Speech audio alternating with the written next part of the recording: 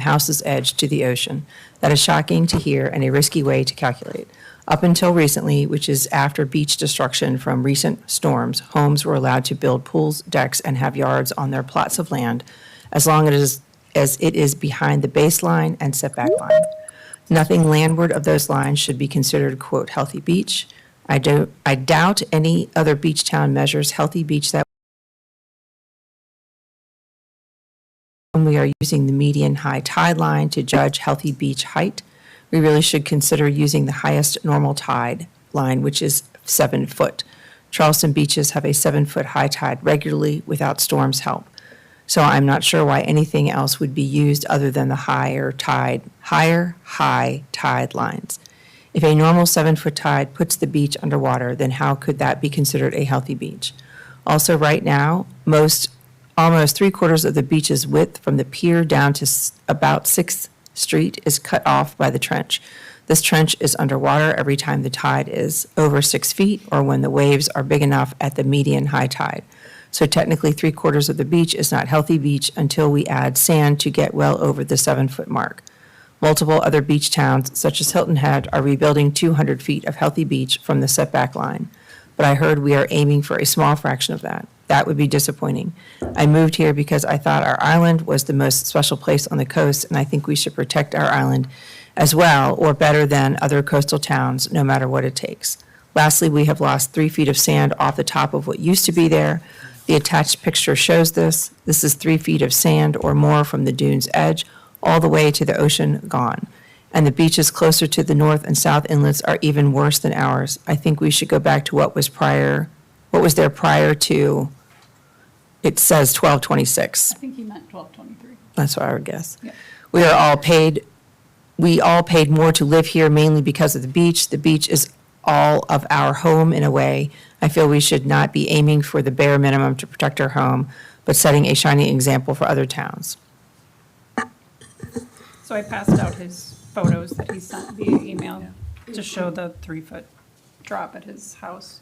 Couldn't have he's said at- it better Yeah, myself. amen. He's at, just so you know, 900, which is 9th Avenue, the Healthy Beach poster child per CSE. Okay, I have one, I don't know if it's a good time to bring it up. we but I had had- citizens' comments. Yes, Are it's you just a- citizens' comment? I am. Okay, And I'm speaking for my neighbor who came to me, okay. and her biggest concern was that there's still, and it's very obvious at low tide, a lot of those clay balls and a lot of change in the whole topography as far as where, the water's going, especially at Reach Inlet. But her concern was mainly all those clay balls that have seemed, and in fact, you can't walk safely into the beach because you can't see them when the water's up. And some of that material has sharp, broken shells, and so it's a health and injury concern as well. That was her concern I was going to share. Thank you. There are no other citizens in the room, so no more citizens' comments. I'm moving us over to the approval of the minutes that were distributed by Douglas in the email out to the committee. Are there any change requests to those minutes? Motion approved. Second. All in favor? Aye. Minutes approved. Okay, that brings us right into the next agenda point, which is old business. And in old business, our number one agenda item is to get the interim report from the Fourth Olson study. I'm assuming all these names on the screen are Fourth Olson Yes, participants? They are. Okay. Chris, are you there? Yeah, There you are. I can see good you. morning. Good morning. Yeah, good morning, guys. Can Thank I you for hand over having to us you again. for an interim update. Yeah, so we have some stuff to talk about, and we'll give a couple of things that I'm going to do this morning. So I want to reintroduce everyone on our team who has been working on this. Sydney Goodman. Well, in my view, Sydney's up in the top right. Sydney Goodman, Zach Nadell is in the bottom right, and Evan Haig in the lower left below me. but you guys might see them in a different order. But this is our team, and we have all been contributing to the work we've done to date. I have a PowerPoint presentation that I'll share with us. I put it together pretty quickly, so please forgive any typos or anything you see in here. But I'll go ahead and start sharing my screen so we can work through things we want to cover with the group today.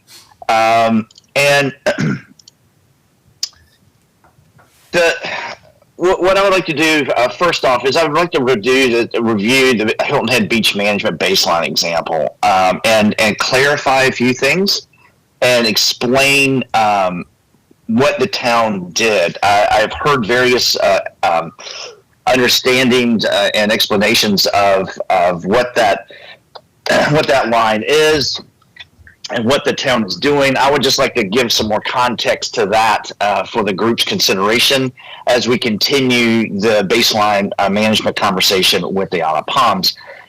We will review the baseline, our update of our understanding of it, kind of what is used on the island, some things that we see with that, and I'm not sure that our current work is going to solve all the problems with that baseline, but we will set the stage for things for the committee to consider with additional conversations about the baseline and what it does mean and what you guys may want to do as a community for that. We've had more regulatory meetings. We'll give a quick summary on that, and then our next steps with the city and our study. So let's quickly defer back to the town of Hilton Head Island. I think everyone now is familiar with this graphic, and I think it's been shared among the community as well as the committee. And this is a management graphic that we have put together years ago for the town of Hilton Head Island, and continue to use it as a management tool, just one of many that the town uses. And I would like to explain, what it is that we're seeing here. And I will. Yeah, so I'm going to reorganize my slides a little bit here. So what this is, just like Isle of Palms, we have a beach management baseline, or not a beach management baseline. We have a monitoring baseline, and we collect survey data twice a year along the island, and we use those to review beach conditions, but also to look at performance of project activities that we've done. And it is noted here. We have in the top. Where the red line is at this point in time, which was April of last year, there were areas identified where there were areas of the island where the mean high water line was within 200 feet of the town's beach line. And I'll explain what that means in a minute. But this is just an informational thing that we track, and not necessarily a regulatory or a policy guideline with the town. We're interested in because it's a point in space that we can use as a reference. And you can see I've also tracked here. There's three graphs. There's one, the beach width relative to the beach line. The beach width is defined from the beach line to the mean high water line. There is one mean high water line change over the noted period. This is June 18 to April 25, and then the beach volume change during that same period. What in this top graph right here, we do in the dashed blue line, we do note where the distance between the beach line and the mean high water line is 200 feet.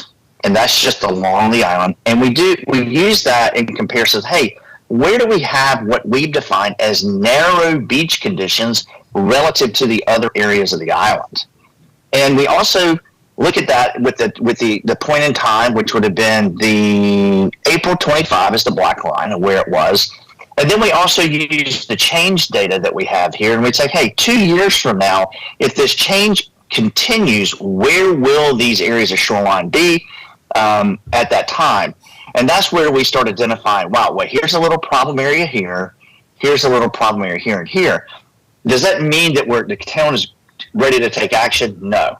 But it does suggest to us where the areas of narrowest beach exist along the island and where we need to start focusing on with our monitoring as well as our future strategies for future projects.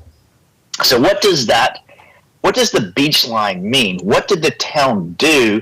Why is there a beach line there? But it really has nothing to do with beach management with respect to how wide the beach is. It's a regulatory line.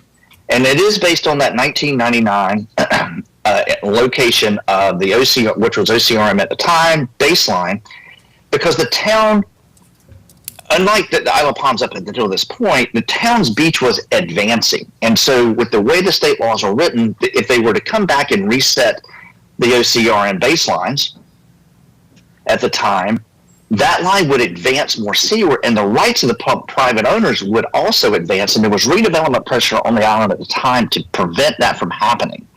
And so they created this baseline, and they used that 1999 OCRM baseline as that line, and it's simply a regulatory line that says no development may occur further seaward than this line in the future. So that beach line that they established is only been used for reference in our monitoring, but is not something that the town has adopted. Conversely, we did talk about a recommended minimum beach condition that we established, kind of identified in the late 90s on the island, and that was after two of the projects had occurred. The 1990 project, which was just their first shot at of trying to establish the beach back on Hilton Head Island. It wasn't really enough sand to do a lot of benefit, but there was a residual project left. And so that April 1997 survey was the condition that existed before the first renourishment. And the town informally said, look, we never want the beach to be any further landward than it was prior to that 1997 project. And we created what it was considered a recommended minimum beach condition. And I'm representing that here by this magenta line or the purple line as where that beach existed in April 1997 based on survey. In this graphic here, you can see the pre-programmed beach condition in 1986. We built a project out. It equilibrated back and performed for the next 7 years, and it ended up about right here. And we said, from that point on, it's like we always want to use this line as the marker for a minimum beach condition and not some distance. And that distance does vary significantly along from station to station along the island relative to the upland development. We were looking at it from a beach system perspective versus a distance from development is the way we were looking. So if you go back to these monitoring reports that we've shared, these footnotes and these areas of the document are in there, and I've excerpted those for the discussion today, just so it's clear to make sure the conversation as we continue to move forward is referencing what was done at Hilton Head correctly. So how does that relate to what we're thinking about at Isle of Palms and what we need to do? There's been the discussion about what baseline do we use. Are there any questions right now about the Hilton Head thing? Did someone have a question? Nope. Chris, quick question. So the city of Isle of Palms has, and I guess I heard you say that the 1999 OCRM line is the limit of construction. So is it a zoning maximum building line? Is that how you can Yes. build a house Yeah. up to that beach line? And is that what it would equate to on the Isle of Palms? Yes. Okay. That's my understanding of how they do it. It's in the LMO, the land management ordinance there at the town. We could go to find the exact language of how they're using that line. But the point at the time was not there was redevelopment pressure with along some of these areas, particularly hotels, where they were pushing infrastructure to seaward, kind of their hardscape pools and a lot of their hardscape. Not necessarily the buildings that far seaward, but it could have, right? And so the town just didn't want to have that conversation anymore. It's like, hey, we're not building and maintaining our beach, so development can continue to advance seaward. All right, Chris, thank you. Chris, it's Wendy. I have a quick question, follow-up on that thing. So Sure. typically OCRM puts the baseline at the toe of the dune. So It's the crest of the primary dune. at the crest of the landward side of the dune, right? So does that mean their max build line was at the exact same spot, which is the crest of the dune? Well, not at that time, because the crest of the dune had advanced in 1999. It was, that line was the crest of the dune in 99. This was happening in the early 2000s after that 97 project. There were more dunes that were seaward, and there was a risk, and it did happen, that the next time OCRM showed up to survey it, the line was going to advance. I understand that. I guess the See, question so- is is their max build line the same as the 1999 OCRM line? And the answer was yes, and I'm not Yes. sure that makes sense. Yes. What do you mean? If it doesn't make sense. Our max build line is like, for example, like 100 feet behind our crest of our dune in 2018 at 6th Avenue, for example. There's 100 feet difference between our max build line and the OCRM line. I'm not making a comparison to what's going on at Isle of Palm. I'm just trying to explain what the town of Hilton Head did. So I'm just trying to, I was just trying to understand what line was being used in Hilton Head so we can get it. Never All right, mind. Chris. Yes, that. Can Yeah, it's called a beach line. You can go to the town, you can determine where that beach line is. It's in their GIS system, but the basis of it is generally where it's located, where that 1999 OCRM line was. They did make some modifications where it didn't make sense. They straightened it out in some areas, but it went through public workshops and it was formally adopted by town council as their planning and development line. All right, Let's move thank you, on, Chris. please. Yeah, Yep. please, let's go. Okay. Yeah. So for we keep talking about it, what do we want to do for our study? Let's just go move forward with that. And there's been a difference between the face of development, which is kind of used already with the beach monitoring program, and then also the night. Wendy, correct me if I'm wrong. What date is the 2017 baseline?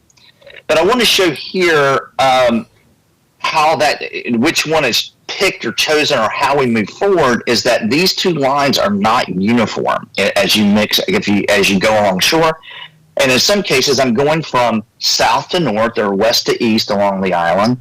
And this is what we call reach 1 and reach 2. And you can see that the two lines vary significantly in their relative position. And in some instances, particularly on the north end, that OCRN line actually goes landward of the development line.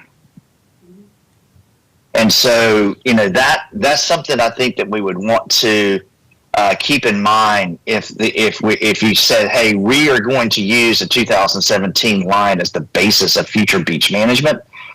There would need to be consideration for these weird shapes of it and where it does encroach landward of that baseline. So I just wanted to point that out. And I'm not trying to, make a recommendation or not. And I'll talk more about what we suggest we should do in our study. So, and this is some of the sketches that we've had in our office trying to figure out, what the baseline means and from a monitoring perspective on where the beach is. And what we've learned is, and I think I heard some of the public comments earlier, and I think some of those public comments are relevant to what we have found as well, and that the town should consider, the city should consider moving forward with this definition. So our understanding of how this 380 cubic yard per foot minimum is identified is there's a vertical line drawn from the face of existing development. And I have not confirmed this with Stephen. If he's available and can correct me on any of this, I'm happy to have a conversation, but this is how we understand it is presented. And it is a vertical line that's at the edge of development, wherever that survey station is.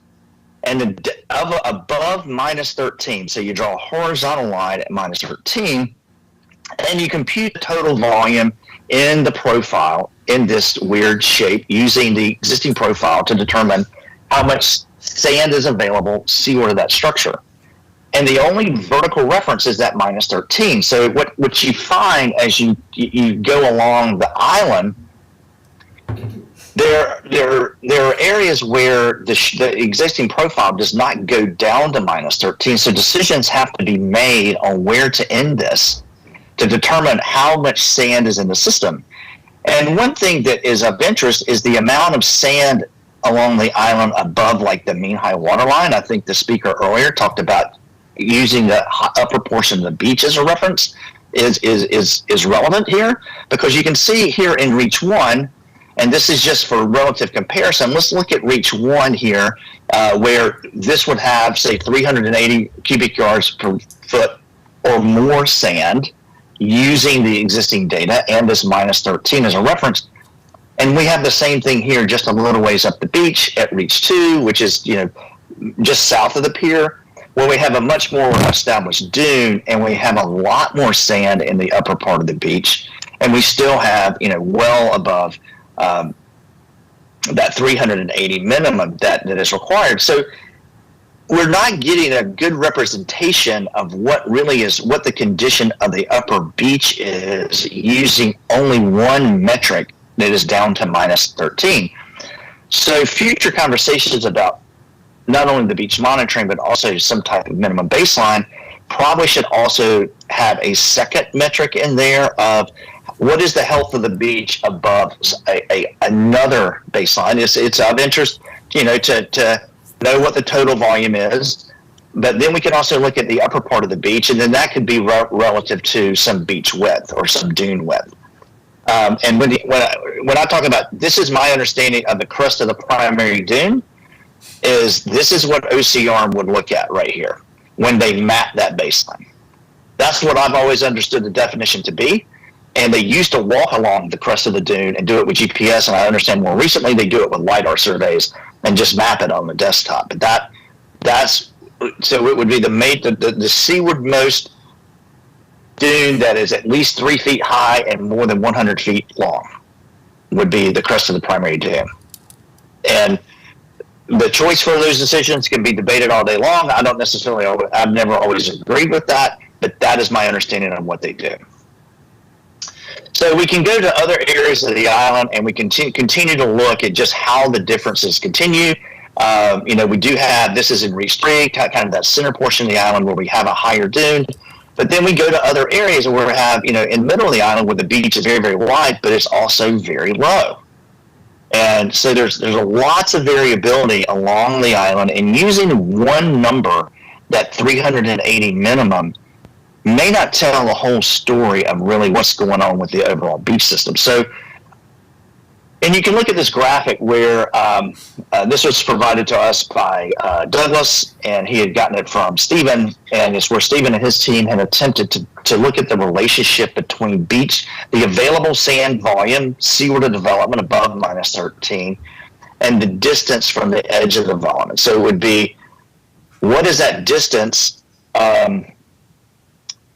Distance from the edge of development, I think this is 2 mean height of water. 2 mean high water is what it is. So we can see that 380 gets you to a mean high water line of around 200 feet. Very significantly along the island. It really suggests to me, although one way to look at the data is like there's a great relationship here between volume and shoreline position. It suggests to me there's no one answer along the island because it does vary so much. So what we really may be interested in is establishing some type of line that makes sense relative to the beach, where the beach wants to be, versus the development line or even this 2017 line, where it was so irregular in many, many places, and where it really was not an appropriate management baseline for the ends of the islands in these dynamic inlet zones. So Well, I've got a question. we are going to go ahead. Are you suggesting not considering where the structures are in the analysis? Yeah, I mean, I think we need to consider where the structures are. Yeah, we definitely want to provide some minimum. Not considering where the structures are you still always considering? I mean, you've always got to consider where the structures are in making your. You always have to consider where the structures are. Absolutely, absolutely. So the question then is just how far do you go seaward of the structure? But when you get to the middle of the island, we've always talked about it's just not going to be the same here, right? You really want to manage the beach out on the beach and not use this distance as anything meaningful. So, it's some other line, and that 2017 line could be one version of a baseline, but I don't think it can just be used to say, hey, we're just going to pick that 2017 line, because we know in some areas it doesn't work. So I think there would have to be more careful deliberation about what really is reasonable here of giving some minimum level of protection seaward of all structures, regardless of what line is used as the basis for doing that. Are you going to be in a position where you're going to make a recommendation for us? I'm not going to be able to be in a position as part of the. We don't have the skills. As part of the- background, so I'm curious. I understand and I appreciate the Well, background, but- yeah. But I'm wondering, at the end, are you going to say, this is what I think, and this is why I think, and this is what supports it? Yeah, so I think it's a little more involved, and I think it would take some workshopping to get through the process, but we can, yeah, so this is going to get to my last comment. I think we need to move on. We have gone down a rabbit hole with this issue here, and it's really kind of, I think, distracted us a little bit of what our original objective was with the study. We did not know this would come up as a problem, but we really felt strongly that in order for there to be appropriate management discussions about the future of the beach, we need to have some understanding of what this is. We don't have an answer, so I think we're going to establish what we call a study baseline for the purposes of what we're doing right now. And it can be, and we're just going to say, we're going to recommend some distance seaward of the development to a dune crest, not to a mean high water line. So it would be the distance from development here, which is the green vertical line, to a dune crest. That even where the dune crest doesn't exist, we would say we want to establish and maintain one there. And there's a minimum distance that we want to provide everyone, but we will, because the development line is irregular, we don't want to say, hey, we're just going to provide 50 feet everywhere from the edge of development to the dune crest, or 75 feet or 100 feet, whatever the number is. We'll just pick one. We want to say it's going to be a minimum of that, but it also has to consider the regional trends of the shoreline. Where do we think the beach wants to be? If with an appropriate amount of sand available in the system, and then we would strike that line. And that is my recommendation for our study, is to come up with that. It doesn't have to be, it just needs to be, it will be just explained in our report, and it'll just have to be understood that is the only purpose of the line that we use, is to do a management study for you. And I think future work could be done to dig into this deeper about what you ultimately want the line to be, and you could ultimately adopt it. The town of Hilton Head has never formally adopted anything other than a line that says we are not allowing development any further than that. They have not adopted a minimum beach condition formally. So you guys can decide how you want to do that. So One more question, and I hate to interrupt you, but does the, understand It's okay. that to the extent that you're going to be making a recommendation, or your team will be making a recommendation as to what type of structures to place on the beach in order to help facilitate longer periods of renourishment, whether it's a groin or something else, does the minimum beach line impact that at all? Or is that something that- yes, it will. So we need to pick some type of minimum line, and these structural positions and locations and things will need to be established relative to to that shoreline you're trying to maintain. So we'll take all that into consideration. We can also look at areas of the island we would deem more or less healthy, in areas of the island where there is currently a robust dune. I mean, this is a great example right here, where really robust dune. I mean, this is a really good-looking beach here, where you have a healthy upper beach and a really nice, well-established dune. There's not too many examples of that along the island, particularly in these areas of stress. But we can look at this. It's like, hey, this seems like a reasonable thing to do here. Now, keep in mind, if this is 100 feet horizontal, this looks like this would be about 75 feet seaward the development here. But the mean high water line for that same profile is way out here. So you're really getting, almost 300 feet seaward of development to the mean high water line here. So it's important to know, what are we talking about, the dune crest or the mean high water line? So I like using the dune crest because we're going to it's a point people can see, and I believe that in most instances it would also provide a higher level of assurance and protection to those areas of the island, and we'll talk through that. And the Chris, way we'll do our study. Go ahead. I'm sorry. What do you do then in those instances on the Isle of Palms where you don't have a dune crest anymore? No dune at all? Well, hopefully, with appropriate nourishment, we could get some dune formation back, particularly in areas like this, where it's really been completely eroded away. Do we move the beach out and get some type of dune reestablished So this will be here? the new established dune crest, which is basically right behind the houses. That's right. You would have, a dune crest seaward of the development line, and then the beach would occur seaward of that. Okay, Can I ask a quick? Does that all make sense? yes. I have a quick question. So if the Sure. line is set at the middle of the dune crest, does that mean that the dune erodes if you're approaching that minimum healthy beach? You'd lose No. everything to the right of that line, right? No. You would want that minimum healthy beach to always protect that dune. But if we're setting the line at the red line in the middle of it, I must have missed something. I think I'm lost, because if it's in the middle of that line is your minimum healthy beach, then wouldn't you by design be eroding your dune? No, a healthy beach has a shape, right? It has a shape. You're trying to maintain. I'm going to suggest that you maintain a profile, right? That we're not. Let me try to draw this line real quick, and then I'll try to help us understand that issue a little bit. Let me pick a color that makes sense here. Sorry, Wendy. Just give me a second.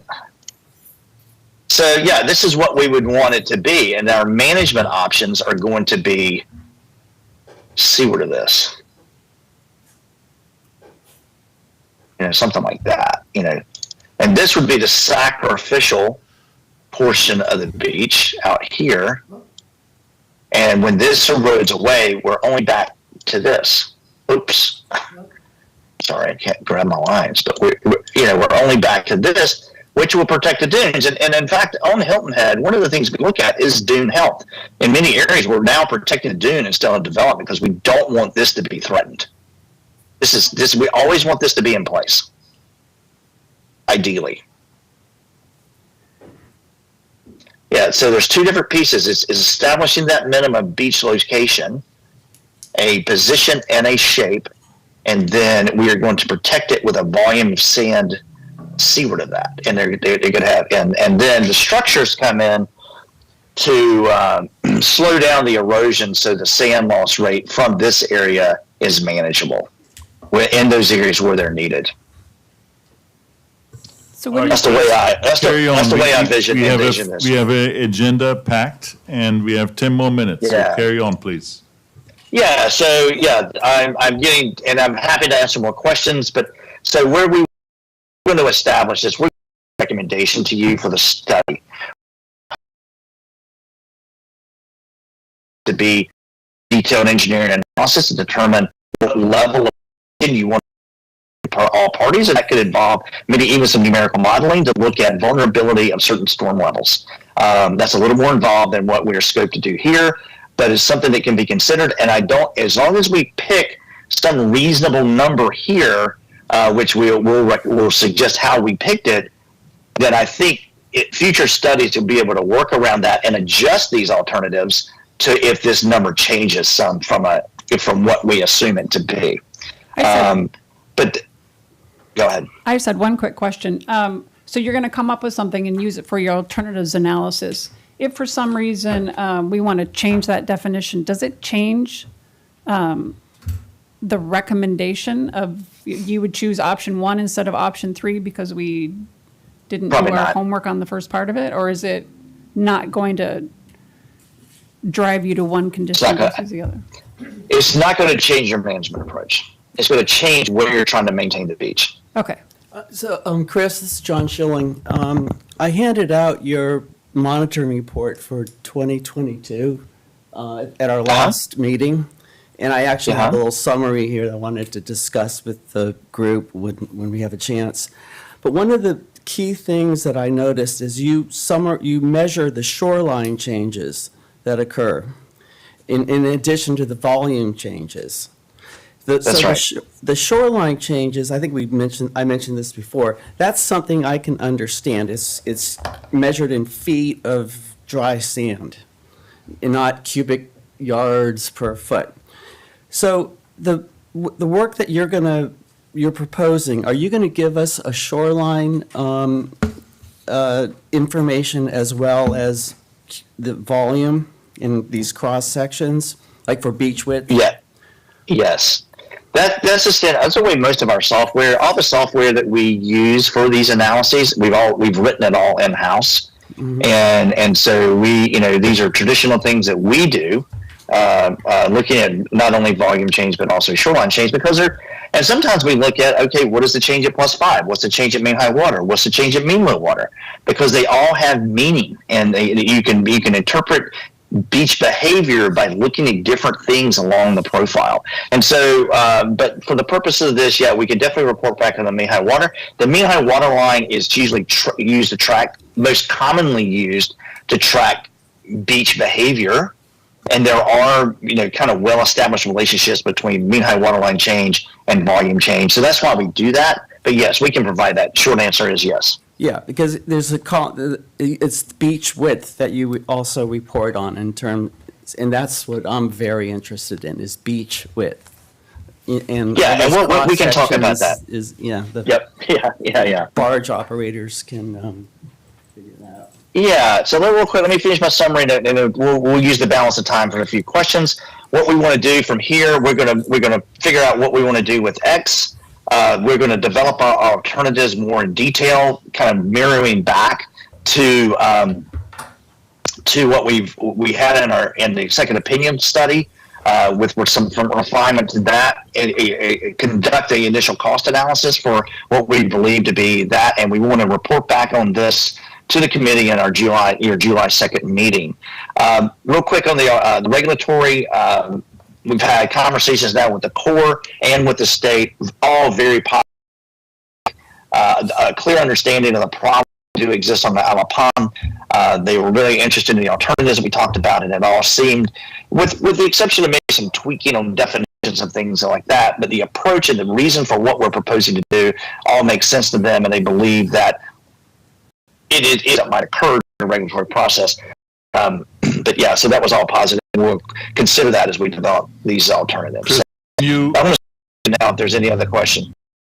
elaborate on the alternatives that you and your team are intending to investigate? Yes, sir.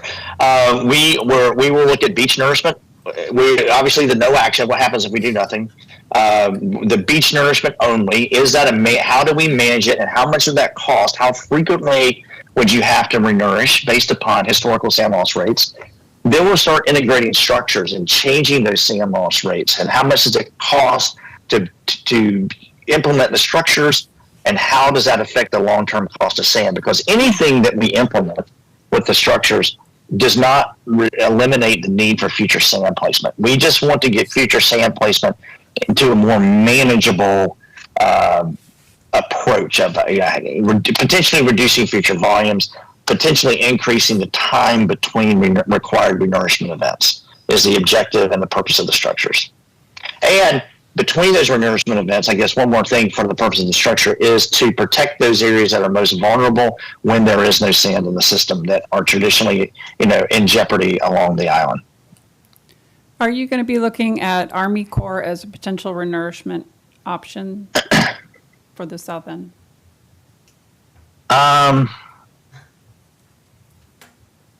We can. I worry about sediment quality from that source, and I worry about just how sustainable that is and how reliable that is as a source in the future. Well, is that really in the scope of your study? I don't think so. We could talk about it once we set the models up, the economic models and the cost models. We can switch that in as another alternative. Hey, I would only view it as a supplemental volume potentially, during the course of the future projects. But yeah, we can talk about that and look at it. But we won't do any investigation about, hey, how often is the Corps going to make this available? What are the quantities going to be? We'll have to make some assumptions on that. Yeah, I think you would be well advised to stay focused and get us at the next meeting, finally, some discussion points around the topics the scope of the study was intending to do. I think so too. Yeah, I agree. And I apologize for the delay in this. This baseline thing really kind of distracted us all. I think we have a much better understanding of it now, which I think will be helpful to the city moving forward. I've spent time with Douglas and Sean both talking through this and really what it means. And so that's been helpful, but it is time to move on. I agree. Okay. Any final questions or comments? Then we're all looking forward to July 2nd, Chris. Sounds great. It should Thank you be guys good for news. having us. Should be loaded with Yes, sir. facts and all nice charts and stuff. Good. That's right. Thank you very That's much right. for attending this morning. All right. Have a great day. Thank you all. Okay. Douglas, I think our next old business agenda point was a quick update on where do things stand with the pending beach renourishment Yeah, projects. That's correct. Just quickly, on the upcoming beach project, the kind of steps that we've gone through, we needed obviously bids. Those bids have been reviewed, approved by council. We have just in the last couple of weeks actually finalized the agreement with Marinex. So we have Marinex under contract for the maximum permitted amount of sand. To kind of get there, we needed, and we'll kind of run backwards in order, but we needed easements in place. We have all of those easements in place with the exception of two. The plan That's pretty currently, yep, plan currently is to work around those two. Stephen feels like that, and Marinex feel like that's possible and not difficult to achieve. It's going to be a little bit odd on the beach. We've continued to dialogue with those owners about, if they're willing to participate. Is there still hope? I would say a low level of hope, but we would still be, One objection is that the addendum says that the owner is legally responsible for any claims that come at them for any negligence. The addendum says gross negligence, so it's below the bar of that, then he's got a problem with that. Is that on the 'Cause south if side? it's- yes. Yes. Two If on the there's side. negligence, not gross negligence, it's on the homeowner to spend the money. And he thinks it should be negligence, not gross negligence in the addendum. What's it gonna look like then? Does the pipe just stop and then, There will be, those lots are about 90 feet wide in most cases. I'm not sure these exact ones, but there will be a 90-foot void. So it Okay. will be, so all the rest will look renourished. There will be kind a of little 90-foot gap? Yeah. It- Okay. trenches. You're gonna start on the That- north That'll, side, that'll correct? increase their property value. You're gonna start on the north side, right? I'll just continue through the So I list. I So was we just got- thinking from the standpoint, they'll have an opportunity to see how it works along the way on the north side before it gets to the south side. Yeah, both are on the south side. So we have easements in place, escrow agreement in place, escrow money from the Wild Dunes Community Association in place. We have been meeting with Marinex and CSE on kind of physically out on the beach to walk through all of the details in terms of access, staging, all of that type stuff. We think that we will start to see mobilization maybe in the coming days, if not next week or so. So that will initially look like, activity out 2 miles offshore.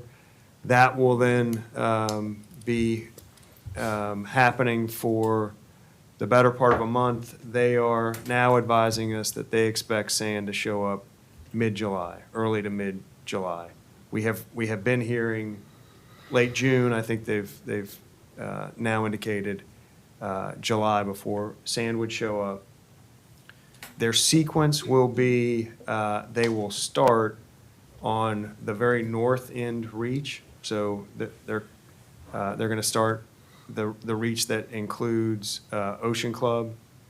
They're going to start on the south end of that reach, work north So they'll kind of come in at the Because middle. that's where the pipe is coming in That's correct. from the offshore location. That's I thought the correct. pipe was coming in the middle according to the drawings, Yeah, So it's coming in between the two reaches. So it is Beach kind of, House. between Yeah. the two northern It- reaches or the- between the south and the The north? middle of Wild Dunes. It is? So it's yeah. so it's going to And then start there It's and not move. consistent Move with the north. There's a drawings. main Right. pipe. it will goes there, then, and they'll they're gonna then split come like that. back That's not what to, the drawing- to start on the north end of what I would kind of So they call can- the Beechwood East reach and work south in that reach.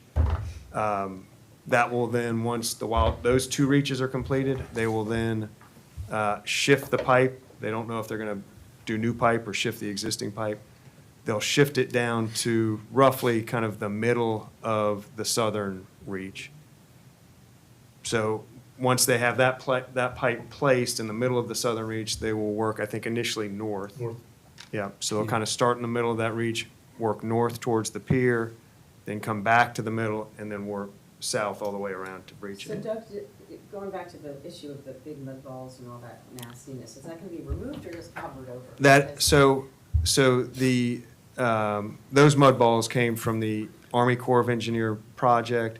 They have expressed a willingness to remove it. They've told us they will remove it. The project manager gave us an indication that they were all aligned to move it. They then had a glitch with the procurement side of things, which is outside of the project management office. So there was a differential in cost that the procurement office is now working through. So we were expecting that cleanup to begin last week. They called us the end of last week and indicated that the procurement office had a problem and that it was still happening, but there was a process through the procurement office. My rough guess, based on his conversation, and they will never give us really firm dates, but that it would be another couple of weeks from last week. So I'm kind of thinking towards the end of next week, but that's a best guess. Going back to the first, on this topic, the first phase, from when they start, you said sand will hit sometime in July, you anticipate. Correct. How long do you think the first phase will go before they go to the next section? So this has been a topic of great interest for us, really working out what their, kind of a predictive tool to figure out when they will be where. And they have not given us a firm indication of that. They have, Yesterday, Stephen said 5 to 6 weeks for the first reach, and then another 5 or so weeks for the second reach, And that's all contained in the first section? all in Wild Dunes. So Okay. you're talking about, So it's That's a the summer-long two project? yes. Okay. Yeah, I think we know that it will be fall, I think September before Wild Dunes is, Yes, that's what Fully we're planning on. complete. They can travel anywhere from 100 to 300 feet per day, they think, based on 25,000 cubic yards per day production rate, which is an estimate right now. We'll have to let them start pumping before we know what that is. Okay. yeah, Is so there a we're, drop dead date though of like November December. 15th or something? Where they have, they need to be To completed stop. before the year's over, right? oh, just the, Yeah. That's the there's no That's what I turtle? read. Is that in the Okay, I thought contract? there was- Yes. I, It is, well, yep, that's what I Okay. read. Okay, well, that's So helpful. the south end will probably be exposed for hurricane season, based on the timeline that I saw published the other day. Yep, yep. yeah, at least a It'll be in the portion of middle it. if you're doing it. So is that the most recent update? Is there another section of it, or is that kind of it? Yeah, that's the Okay. update. Okay. Perfect. Okay, and there's no way with the 2 missing Oh, the easement holders? easement holders to build a dune around it a little bit closer to the shoreline?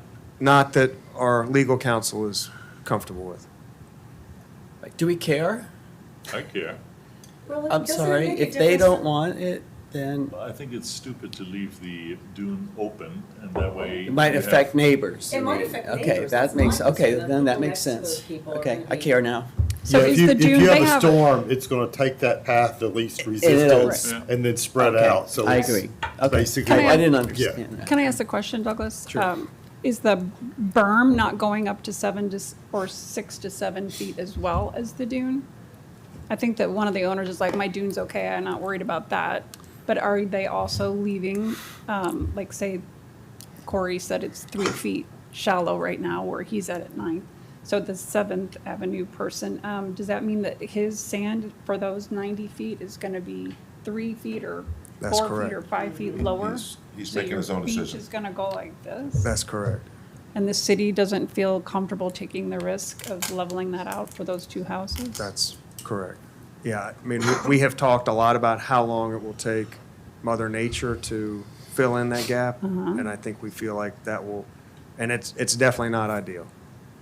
You know, it's a decision point between working on somebody's property against their wishes, which we don't feel comfortable doing. Well, it's a matter of risk, I think, right? is. It's So a did legal the city risk. talk about the preferences is to leave that shallow for those 90 feet? It gets back into it's private property, and if they don't want us on their private property, your hands are kind of tied, and you're basically setting yourself up for a lawsuit if you enter onto a private property without permission. It also segues back to the whole Army Corps of Engineers, the problem with that study, because you need to have 100%. Right. That's correct. So it's the same, they But have the right to Dave, do what couldn't you they want. then build the dune around the property? So what they will do is, from my understanding is, yes, it's going to be a big hole because they will not necessarily build the dune, but they'll build the beach up to, I think, the over 7 foot level around the property. So if you think of it, it'll be more of a big hole behind the beach, drop off, and then you'll hit the original dune they claim is still there. So their property really is beyond that dune, is what you're. So their property goes to the high tide line. That's, Okay. and that's one of property- our problems Yeah. here is it becomes, it's all, The property goes to the mean high tide line, but it's South Carolina jurisdiction from the setback oceanward. So it's all under South Carolina jurisdiction. right, they can regulate it, but they cannot force you to do, Seems like That they can minimal, take it seems ownership like of it. minimal risk for me, but I'm not town council, so. And is it gross negligence? What was the term that these people were adjusting? They're only off the hook if it's For gross neg- negligence. Gross, not negligence. Yeah, so is there So if they some screw up reason? and that's a somebody lawyer gets question, killed. I can't answer. If somebody That's what gets they killed on the bus. property, they could, sue. That's just simple negligence. But gross negligence is a different legal bar than negligence. Either way, we can't Say it control again. what they're We gonna were do. supposed to have Nicole now. Okay. and Yeah. She's not in the team's lobby, so, So you're trying to find her right now? Okay, Douglas, do you have her email? It's on Yeah. the- okay, so we have a few more you have minutes some to, more time. I thought to she was dwell on waiting this on us. Yeah. Oh, yay. whose decision is it, how we gonna build the dunes around those? City council. Yeah, I mean, and it And- is, and- they're, And has city council made a final decision on this, or is this still up for debate? I think so.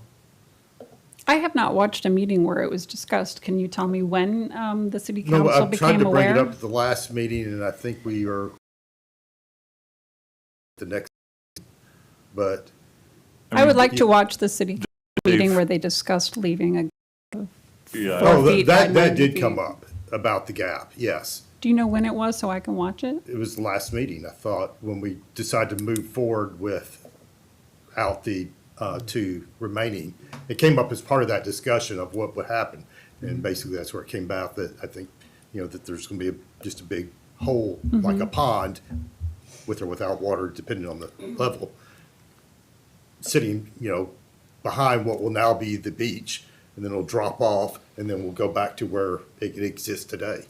Where on the places we are, they're going to level from where they build up that 7 foot section of beach and then level it back to the existing dune.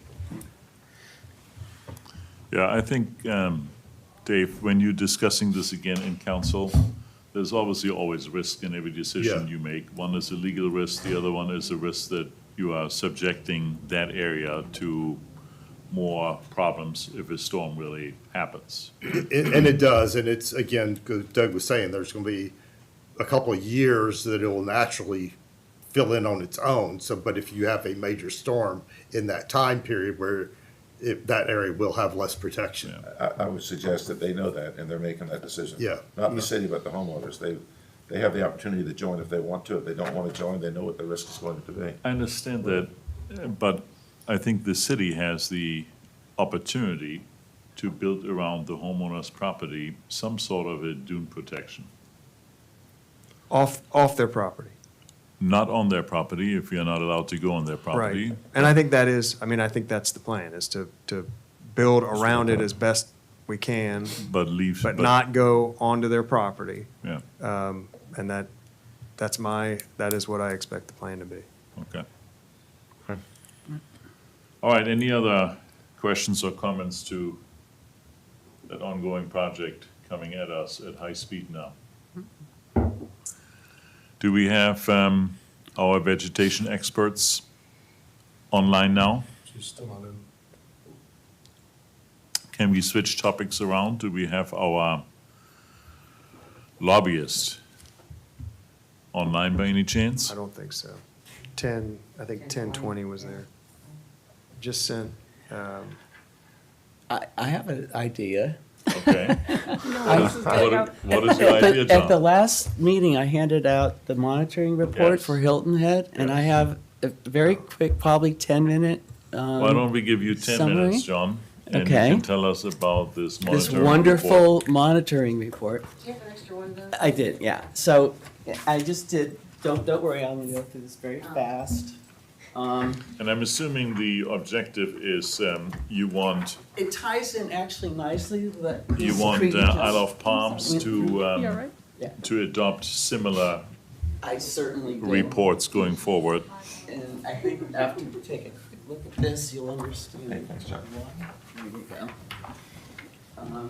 Which, Douglas, if we wanted to change the way our report looks, the Yeah. semi-annual, that's not a problem, right? We could I would not request. think so. I mean, we do have an agreement to do those reports. I think it's just a different formatting. I don't know that it's any additional real work Okay. other than formatting, so I'm sure that Okay. that would be All right, acceptable. Dietmar, you're interrupting me. All right, you have Okay, the floor. So this, I numbered the pages at the bottom in hand. So on the first of all, the Hilton Head report starts with an executive summary. That's about 6 or 7 pages.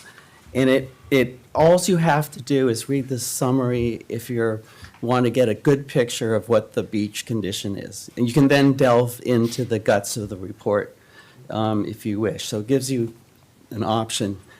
And we currently do not have an executive summary, is that I'll right? show you our executive summary. It's yes, nothing like this. So the report is very clearly, it identifies the current beach conditions, and then it summarizes both the shoreline and the volume changes. And the shoreline is the feet of dry sand beach, and then the volume things are these cubic yards per foot that we see. So it looks at the 1-year change, April to April, and then it looks at the change between the last nourishment and the current date. And then they have their recommended minimum healthy beach condition, which they show that comparison. And then at the 5th thing, they take the areas of interest where they have, just like we do, like Beechwood East or South End, and they, rather than talking about these exceptions throughout the middle of the entire report, they group them together and focus in a section all of their own. So the reports flow much clearer without having to go back and forth. So on the 3rd page, I started there. They have the mean high water line change, and that is the change in the dry sand beach from April to April. And you can see by the reach, negative 7.6 for, I could never pronounce that, Caliboog sound. But anyway, you can see the change over the first year. And then, Far right column, the feet. Yeah, far the right, yeah. feet. yeah. And then on page 4, it shows the change in the dry sand beach from June of 2018, which is when their last big nourishment project changed. And you can see how the dry sand beach has changed over that 4-year section. And so then that's the executive summary. Then on page 7, they focus on, like I said before, that's the current beach, the 1-year change, and then the change from the last nourishment. So here's our dry sand beach, the current, as it currently stands, broken down in sections here. So So you can- page 7 is the beach width in feet, correct? April 2020 beach width says dry sand beach. Right. Beach width, right? And then on page 8, this is actually, Chris used some of these pictures here. Here's the change in the dry sand beach over 1 year. And this graph, so I starred a circled in red, this point where we lost 50 feet of dry sand beach. But what I like about this, I love about this chart is it shows the changes in feet, like up, down, but then it's placed against the map. So you can see exactly where the thing is happening, right? Looks pretty smooth, yeah. Yeah, and then on page 9, we have our same map, but this is the change in the dry sand beach since the last nourishment. So you can see that we've lost, some beach over the last 4 years. And on page 10, which is the last one I have here, this is the one he actually showed on his report. This is the minimum healthy beach, and it's 200 feet. That's that line, the black line over the top. And then they show the change from before the project, the renourishment project, and where we are today, which happened to be the April of 2022. And I circled a point here where there's 275 feet of dry sand beach, and you can see. Relative to the 200 feet, is that what the black line is? Yes, The black line exactly, it's is- 200 feet. The like black there. line is 200. 200 feet. Got it. And you can see the gap shows that we're ahead of the game from the pre-project, right? Because before the project, there was the dry sand beach was lower than it is in April. But this allows you to see really clearly how you're doing compared to where you were before. He agreed to do, this picture here, this guy on the last page. He agreed to do Isle of Palms for us, for whatever baseline they end up choosing, and showing what the feet of beach is along the entire island for Isle of Who's Palms. he? He Chris is Creedon. Chris. Oh, yeah. So okay, John, I right. have the following request for you. So we're going to put this on the agenda for the next meeting. I thought it was And because on the agenda of the next I meeting, don't know. we want to finalize a resolution, no, Sure. a recommendation do. to Okay. the city council. Okay, And I need you to put this in writing and say, 1, 2, 3, 4, 5, 6, 7, 8, 9, 10, these are the things you want to see in the future report, okay. right, based on what you just Okay. showed us. Okay. And Fair then I enough. want to have you do one more thing for us. And that is I want you to proactively get in contact with Stephen Trainum and get his consensus that that is easily doable. And if not, then come back and report to us what it will take for him to do. So Deepmore, if I like could that. just interject, the consultants should not be dealing with individual Okay.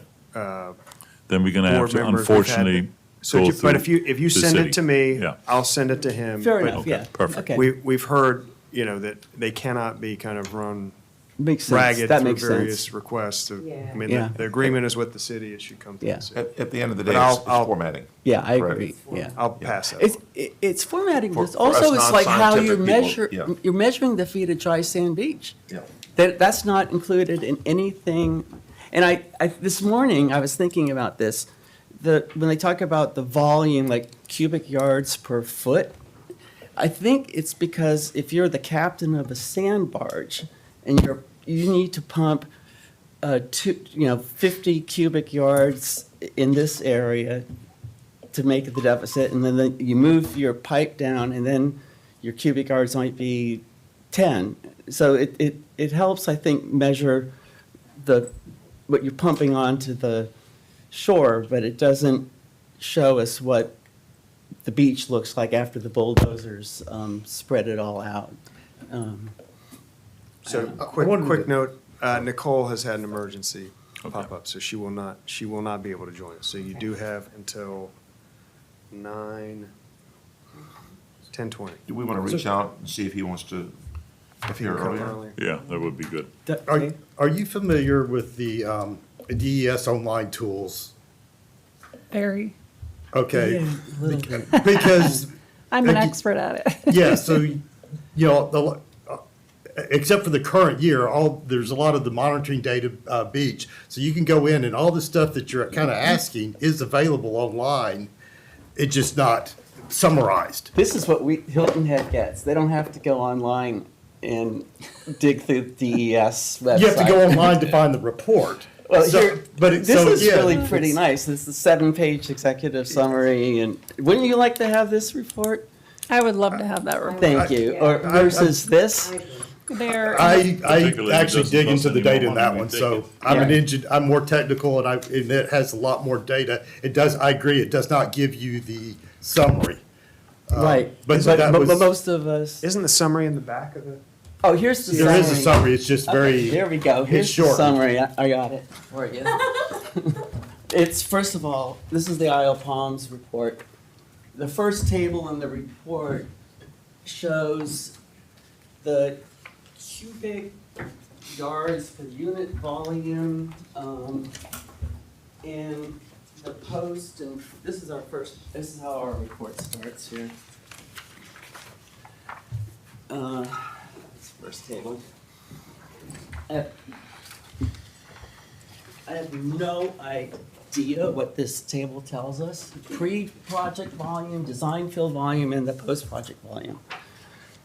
I don't know. I don't know this what that table means. also has no relationship to the way the triggers were done because the triggers were based on a structure line, and this table is based on their line that they use for Yeah. measuring. And there's no change. There's no like variance or change. It's just these columns don't add up. They're just there. On the second page, we have the first graph is the final nourishment design and volume change, and then for some reason, there's something here on station 270, some cross-section, berm. Yeah, it's not the most And then elegant. page 3, here's the graph. I love this graph here that shows us everything. that's John, been good. this is a cutout of all the figures and tables. This is not a summary. Oh, keep going. So- See, at the end is the summary, Yeah. because that's where it But- was. Page 5. But when you start going, like you just said, it started off the summary with this table, and I'm looking at going. It's the first table of the That's report. in the report, yes. What And does it gives it a tell us? explanation of what this table is in the report. To pull this out and say, I don't know what this is, read the report. I tell you, I say that this is really unimportant information as to what's the state of our beach as of, this is the 2025 report. So I'm reading this report on page 12, which is at the beginning. I'm presented with this information, and it doesn't tell me anything about how our beach is behaving. All right, but it's not part of the summary. I The- think the that's If you summary- look the at point. the other report, it shows the change in the dry sand beach right at the very beginning. But on the page summary 4. and recommendations of CSE starts on page 87, Right, It's right here. instead Right of the here. beginning. and it's not in the beginning.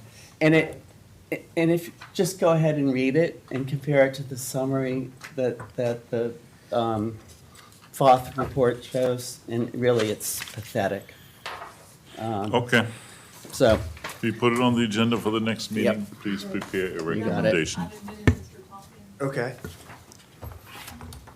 Hi, Warren. Douglas Carr here. Good morning. How are you? Fine, how you doing? Good. Will there be others joining?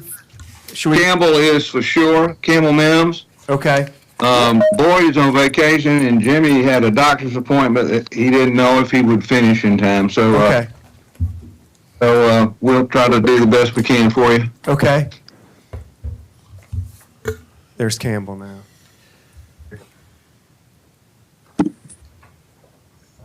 So this is Campbell and Warren, who are part of our state lobbying firm.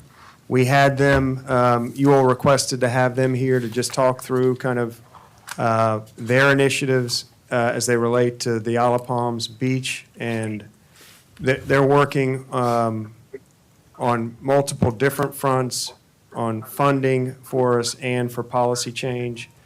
And Warren, I think the committee just would like to have a conversation with you about the work that you do and just generally kind of an introduction to what you're doing and maybe just a Q&A after that. Sure. Yeah, perhaps I can shed a little bit more light on this. So my name is Dietmar Ostermann. I'm the chair of the Beach Renourishment Committee. In our last meeting, we discussed, potential financial options of how to, in the future, pay for all of the beach renourishment that the Isle of Palms will have to undertake. And the biggest interesting numbers, potential numbers, were support numbers that could come from the state. And so that led us into the discussion about how can we change the attitude at the state? And it was discussed that obviously the city is working with you to maybe find some consensus to get more support for beach renourishment on the state level. And so that's when we started to request to maybe have a direct dialogue with you so you can fill us in on what exactly you think is possible and what areas you are working on behalf of the city of Isle of Palms. I'm happy to do that. Well, last year, the legislature put in $1.5 million for beach renourishment, of which I think Isle of Palms was a recipient of some of that. This year, the Senate has appropriated 10, the House appropriated 7.5 million. So that'll be worked out in the next few days in conference. So somewhere between 7.5 and 10 is what will be available for grants for beach renourishment. So that's a little step forward, but it's not obviously, it's a Band-Aid for the problem that we face and the enormity of the amount of money that's needed.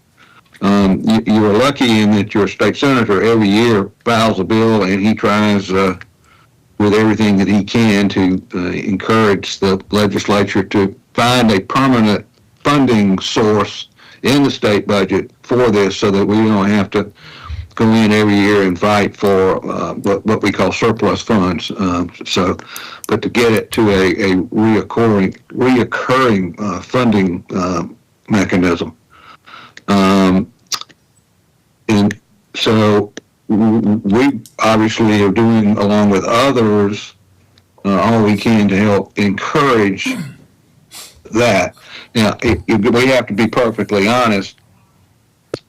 The upstate legislators for the most part, control the funding process, and they aren't as sympathetic necessarily to beach renourishment plans as some of the rest of the state. So we run into a little opposition there.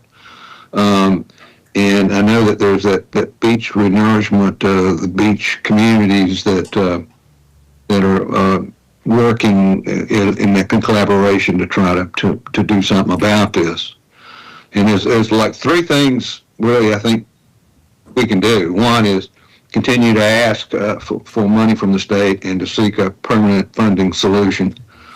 Second would be to amend the accommodations tax, but that's fraught with some peril in that that money's already being allocated and somebody's receiving it, and you start trying to take money out of that pot, that means you're taking money from somebody else that they're using for something that they like. But that still is an option. And the third would be to seek some flexibility at the local level from the state that allow the cities along the coast, the counties along the coast to do some additional funding mechanism to take advantage of the tourism down there and to tap into that possible funding source. Now, look at it this way. I think we need to do, and we're not involved necessarily with that other group, but you got 4 communities that have beaches. And Horry County, fastest growing county in the state for the most part, second largest in population, they have some clout in the legislature. You got Georgetown, which is emerging and growing. It also has a member of the House Ways and Means Committee on its delegation. Then you have Charleston and its resources, and then you've got Beaufort. And Beaufort, every member of the Beaufort County delegation is a committee chairman or a subcommittee chairman or something. So Beaufort has some weight in the legislature. So there's always a comfort and security in numbers, and we need to figure a way to get all 4 of those counties actively participating and pushing for this in a unified fashion, because there's always strength in numbers, number one, and number two, with the amount of seniority and all that are in some of those delegations in their positions in the legislature. If they keep hearing enough from their constituents, eventually they're going to say to leadership, "God, I got to get something done. I can't, I'm under a lot of pressure from my folks back home." So I think those are as we see it, those are our options. We serve at the pleasure of the council, and if you tell us to take on the accommodations tax, we'll take on the accommodations tax. We'll charge whatever hill you want us to charge. Well, we just need direction from you on which way you want us to go.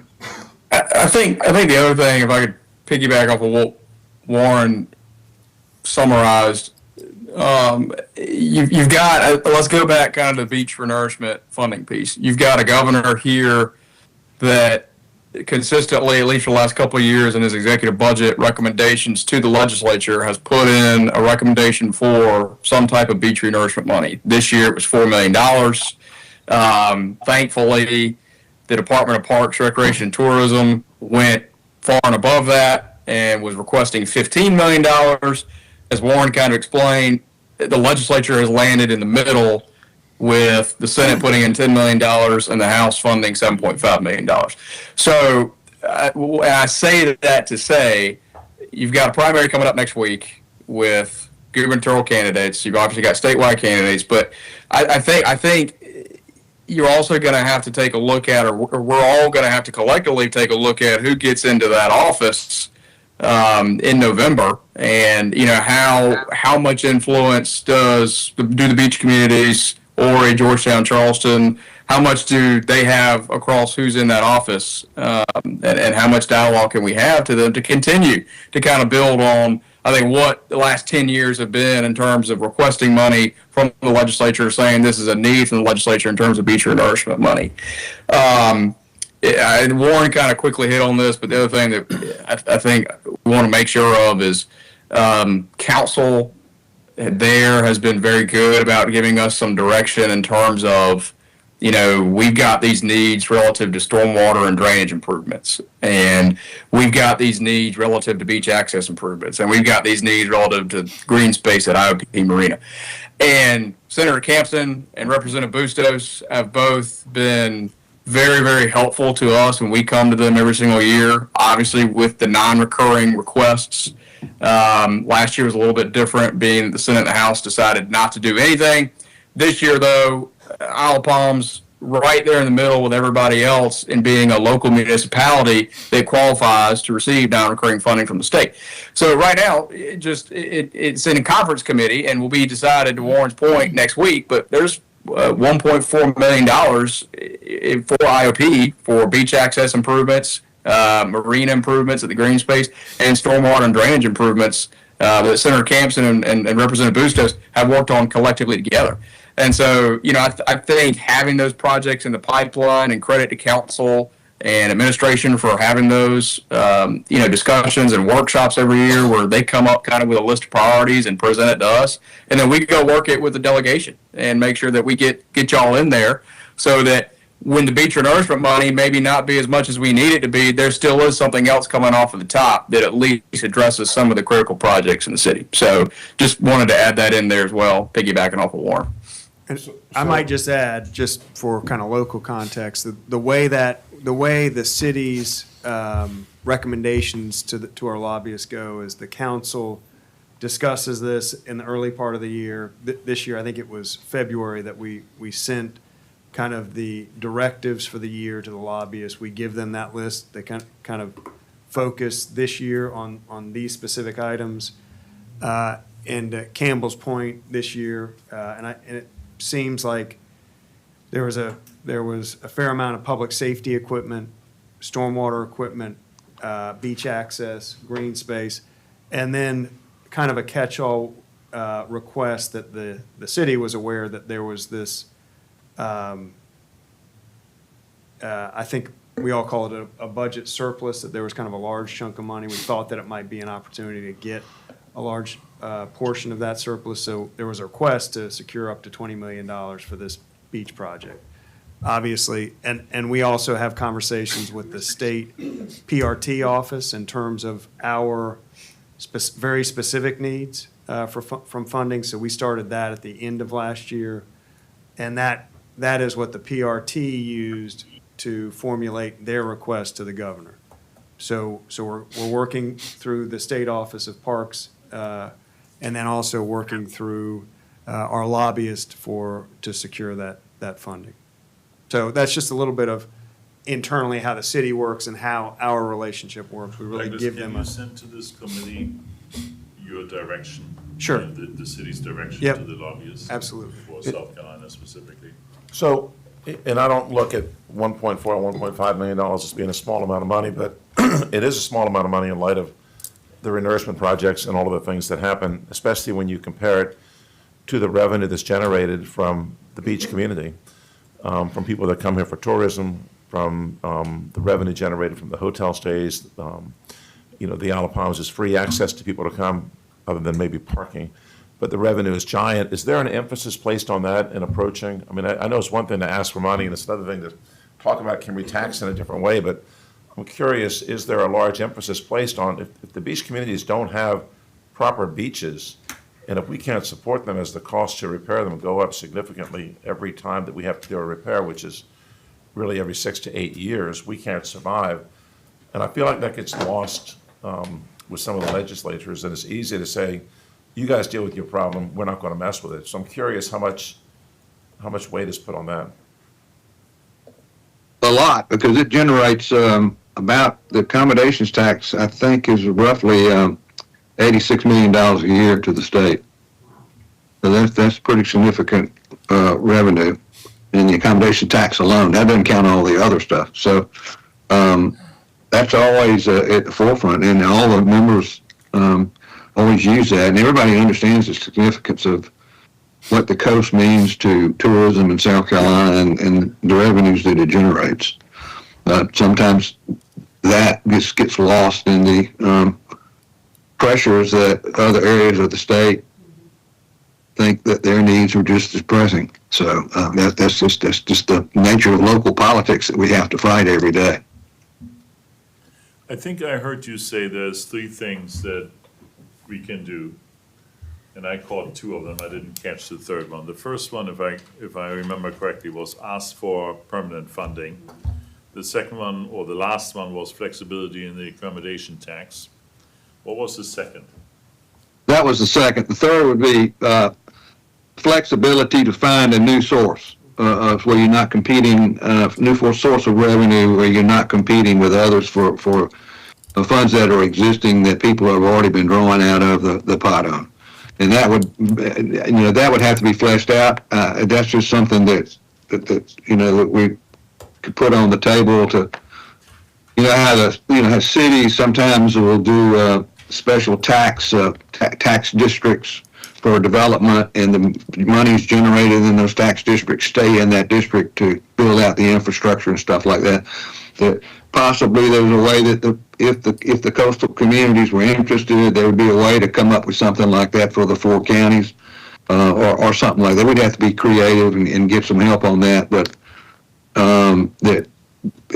there's got to be a way that we could find some way that we could take advantage of the people that are using the beaches to help pay for a little bit more of this, specifically if we can't get permanent funding from the state, or if you decide to try to go in and amend the accommodation stack. Would you say it's an easier fight to allow counties to come up with new ways to fund it versus the other two options?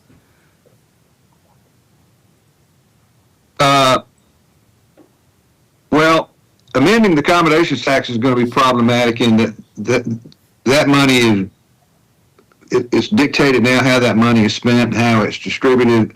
So if you do that, you're actually taking something away from somebody else, right? So that means they're going to fight a whole lot harder than it would be if you were to come up with something new.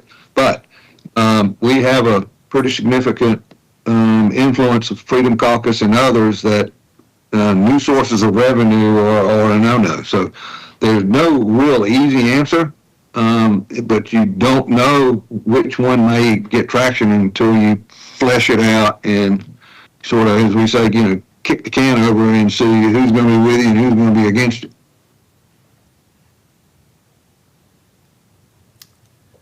I mean, we can always just, it's a kind of a no-brainer to continue to ask the state to put more money in it. What my concern is that these days of continuing big surpluses are going to start winding down. I think we're starting to see that now, that the surpluses are not going to be at the levels that they have been in the past 4 or 5 years. All the stimulus money from the Biden era has sort of flushed its way through the system, and right now we're the beneficiary of a growing state and a growing economy. But that's going to level out at some point in time, and monies aren't going to be as I think that with Congress aren't going to be as flush. It's got to come. So. Is it outside of your scope to try and get money from Charleston County Parks and Rec?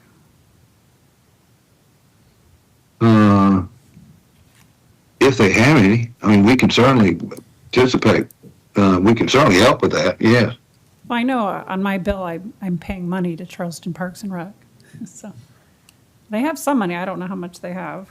Yeah, that goes to their, obviously, their parks and other things. I'm not sure that they, I imagine that's pretty tight squeeze, but that's something that could be looked at. I don't know how much they have. Honestly, I haven't seen, I'm not familiar with their budget.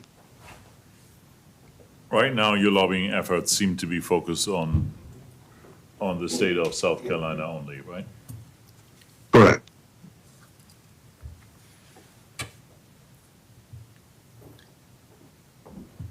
And I believe Yes, the city has, yeah. From our perspective, Sorry, yes, we direct them solely on state issues. So a city to a county, they've always been there to help, but I don't know that we would have seen that traditionally in our state lobbyist purview. Right. Do we know how much? And I believe you also have federal lobbyists that work on these issues in Washington. That's correct. Do we know how much Charleston Parks and Rec money has? No. So you mentioned that likely South Carolina is putting into the next budget a sum of 7.5 to 10 million versus the 1.5 that was in there before. Correct. And what would be the process for Isle of Palms to get some of that money? Yeah, so to kind of back up on the process of the Parks and Recs, their budget request was based on, and not to speak for them, but it's my understanding that their budget request is based on all of the project requests in the state in that year. So we sent a request to them for our portion that is public. They can't fund anything in Wild Dunes because of the access issue. But I think that our request to them was somewhere in the neighborhood of $5 million. So I believe that $5 million would have been in their total request to the state of, was it 15 that they? 15. So we would have been kind of a third of their request. 15 that they're requested in their agency budget request that they put in after the governor. Yeah, 15 million is what PRT was asking for. So that 15 theoretically includes our request of 5 to them. We have been told that we have been awarded out of last year's budget $1.5 million, 1.5, and we are kind of in a waiting stature on the other 3.5. So in theory, our request to them could potentially be covered by what's being contemplated in the budget at the state level. So our 3.5. How is that 15 million that you just mentioned related to the 7.5 to 10 million that the Senate and the state? Yeah, so I don't know how, I don't know. So Douglas, so every agency has to come before the legislature every single year when they're crafting the state budget for that next fiscal year and say, we need X amount of money for staff, we need X amount of money for equipment, whatever their request may be. They've got numbers of requests. PRT came before the legislature and asked for $15 million. As is the nature of how this process works, nobody really ever gets the full amount when in a first go around of the budget, whether it is in the House or the Senate. So that the House put in $7.5 million for that request, the Senate put in $10 million for that request. What you've essentially got now is a situation where the entire state budget is in conference committee. So they're currently looking between 3 members of the House and 3 members of the Senate. They're currently looking at where can we meet in the middle ground on every single number, that's been put in here to find a kind of a middle ground. So that number will be somewhere between either the 10 or the $7.5 million. It could be $7.5 million if they decide to acquiesce, if the Senate decides to acquiesce to the House. It could be $10 million if the House decides to acquiesce to the Senate. But it also could be $8.5, $9 million. They could find a middle ground. So that's kind of how that process is going to work. And that money, Douglas, would be usable for us potentially if we got another 3.5 million or some fraction thereof for this project. That's correct. Yeah, that was our hope, that was our request specifically for this project. And in order to get this on a more permanent basis, number one would have to happen, and that is that they make these beach funding activities permanent in the state budget. That's correct. Yeah, that has always been kind of our wish, is that there would be some mechanism that just had a fund that was constantly being replenished and dedicated to this.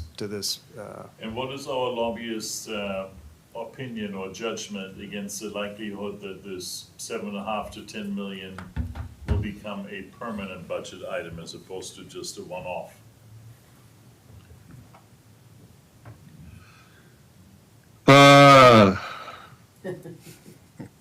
That's a hard question to answer. I really can't. I honestly, it's probably less than 50-50. Senator Campson's been trying for years. He's tried a number of different ways to drag off, I think we'll take transfer fees, a number of different things. But you just got to keep, squeaky wheel gets the grease down there sometimes, and we just got to keep pushing, but we need more people pushing. Yeah, and I might just say that Nicole Elko I think she's joined us, and she has been at the center. She's here to talk to us about vegetation and fencing. She has been at the center of that push for the beach advocates for I think that was really a part of their initial charter was to establish that funding. So after this conversation, if we have time to speak with Nicole, she could probably also talk about that a little bit. I've got one question I wanted to ask. Douglas and Steve Train, the engineer, have done a great job, or the company that's handling the renourishment have done a great job of estimating what we anticipate future renourishment costs to be, and the growth and the increase is quite substantial. Are the legislators aware of that, of what's happened and the increase from the first one to the second one to the third one, and what we anticipate into the future? And I ask because it seems like in politics so often we are reactive instead of proactive, and I'm wondering if they're aware of this is what we anticipate happening in the future, and therefore we need to set money aside now. I think I'll kind of take a stab at that. I think your delegation, so I'm looking at the Campsons of the world and the Bustoses of the world, and those legislators that represent the coastal communities. I think they are generally, and I use the word generally, bold italics. I think they are generally aware of the cost, the increasing cost, what it would take in years to come. I cannot say the same for folks that would be in the Midlands or in the upstate. But I do think generally those that represent coastal communities are aware of kind of that roundabout number. But I think, to kind of this whole conversation, I think that we all can collectively, and I'm kind of looping in TT&B as well on this, I think we can all collectively do a better job of taking some of those specific numbers that IOP and the other coastal communities are putting together and putting that in front of not only just the delegation that supports coastal communities, but budget writers statewide, whether it's in Greenville or Sumter or wherever that may be. Because I think rising tides kind of lift all boats there, and having that general awareness statewide is only going to help us and help people like Campson and Bustos to kind of sing this message, while they're up there advocating for more money. So I think the answer is general. I think they're aware. I don't think they're aware of the specific numbers every single year. As a lobbyist, if Douglas can get you those projections, that's something that you guys can promote to people in the future. I think it's important to do because Yeah, absolutely. they need to hear from you guys. Yeah. Yeah, no problem. One other thing, we'll do a nourishment every, let's say, 8 years. So this year we need money to pay for this project. So the next fiscal year, could we ask for $1 million to put in a beach fund for, an ongoing, More than that. build something up, or does it have to be immediate? Well, I will say that spend? there's typically a time frame that it has to be spent within, in that, tied to that money. They're a little more, they're a little more flexible at the state level than they are with the federal level. And I don't know, Campbell or Warren, if you have an answer of how long they would let you kind of bank an earmark for a future 8-year out beach project. And I want to say it segues back to the education. They need to understand we're going to be coming in 3 years or 4 With a years or big 5 one. years. Yeah, Because if yeah. they don't understand it, then they haven't planned ahead. So And if they if we can understand it, just whether they could earmark it get or rid not. of chips, yeah. Well, I think the simple thing would do to be, keep asking for the money. And then it's in general for beach renourishment, but there's no reason it couldn't be applied to the money that you spent, and you could take that and offset the money that you spent into a rainy day fund for the next time. You see what I mean? Right. That's one way you could kind of get around that. But I don't think that they would, if you're asking for the money, I don't think that they might look at it because you're a city and a municipality. You're going to get a little more flexibility and leeway than some of these other entities would get. So I believe that the fact that you're asking for that money in anticipation that it's going to be spent 5 years or whatever the case may be, I don't think that would be that would hold you back unless you were. It continues to go into a pot where you do some competitive some grants by PRT like they're doing now, that somebody comes in ahead of you and says, hey, we got our problem right now. I need $5 million, just pick a beach, Follies Island. We got our project right now. We need our money now. So that would be the only offsetting competitive thing I think that would keep you from being able to We're bank not the money. short of projects. I mean, we have most likely next year a hard Yeah, structure yeah, project coming exactly. our way, where we could Yeah. use state help. Absolutely. Right. Doesn't Right. have- Yeah, you're not gonna run out of needs or reasons to go in and ask for money. I can promise you that. Now, is one of the things that the city asks our lobbyists to consider and lobby for also to change this ridiculous classification of Wild Dunes as a closed beach? We have not asked for that. Okay. Do we need to hire a lobbyist in Wild Dunes to get this accomplished, or can we Peggy ride on the city on this? That would be a question, yeah, that would be a question for city council. That's a good question. It is, yeah. Okay, we give that to Dave then. Because we are not, for public record, we are not a closed beach. Correct. Seems like a lot of non-residents are out there enjoying that beach Every day. every day. Okay, any more questions to our lobbyist? Other than our request that you work harder and harder and faster to get us some money.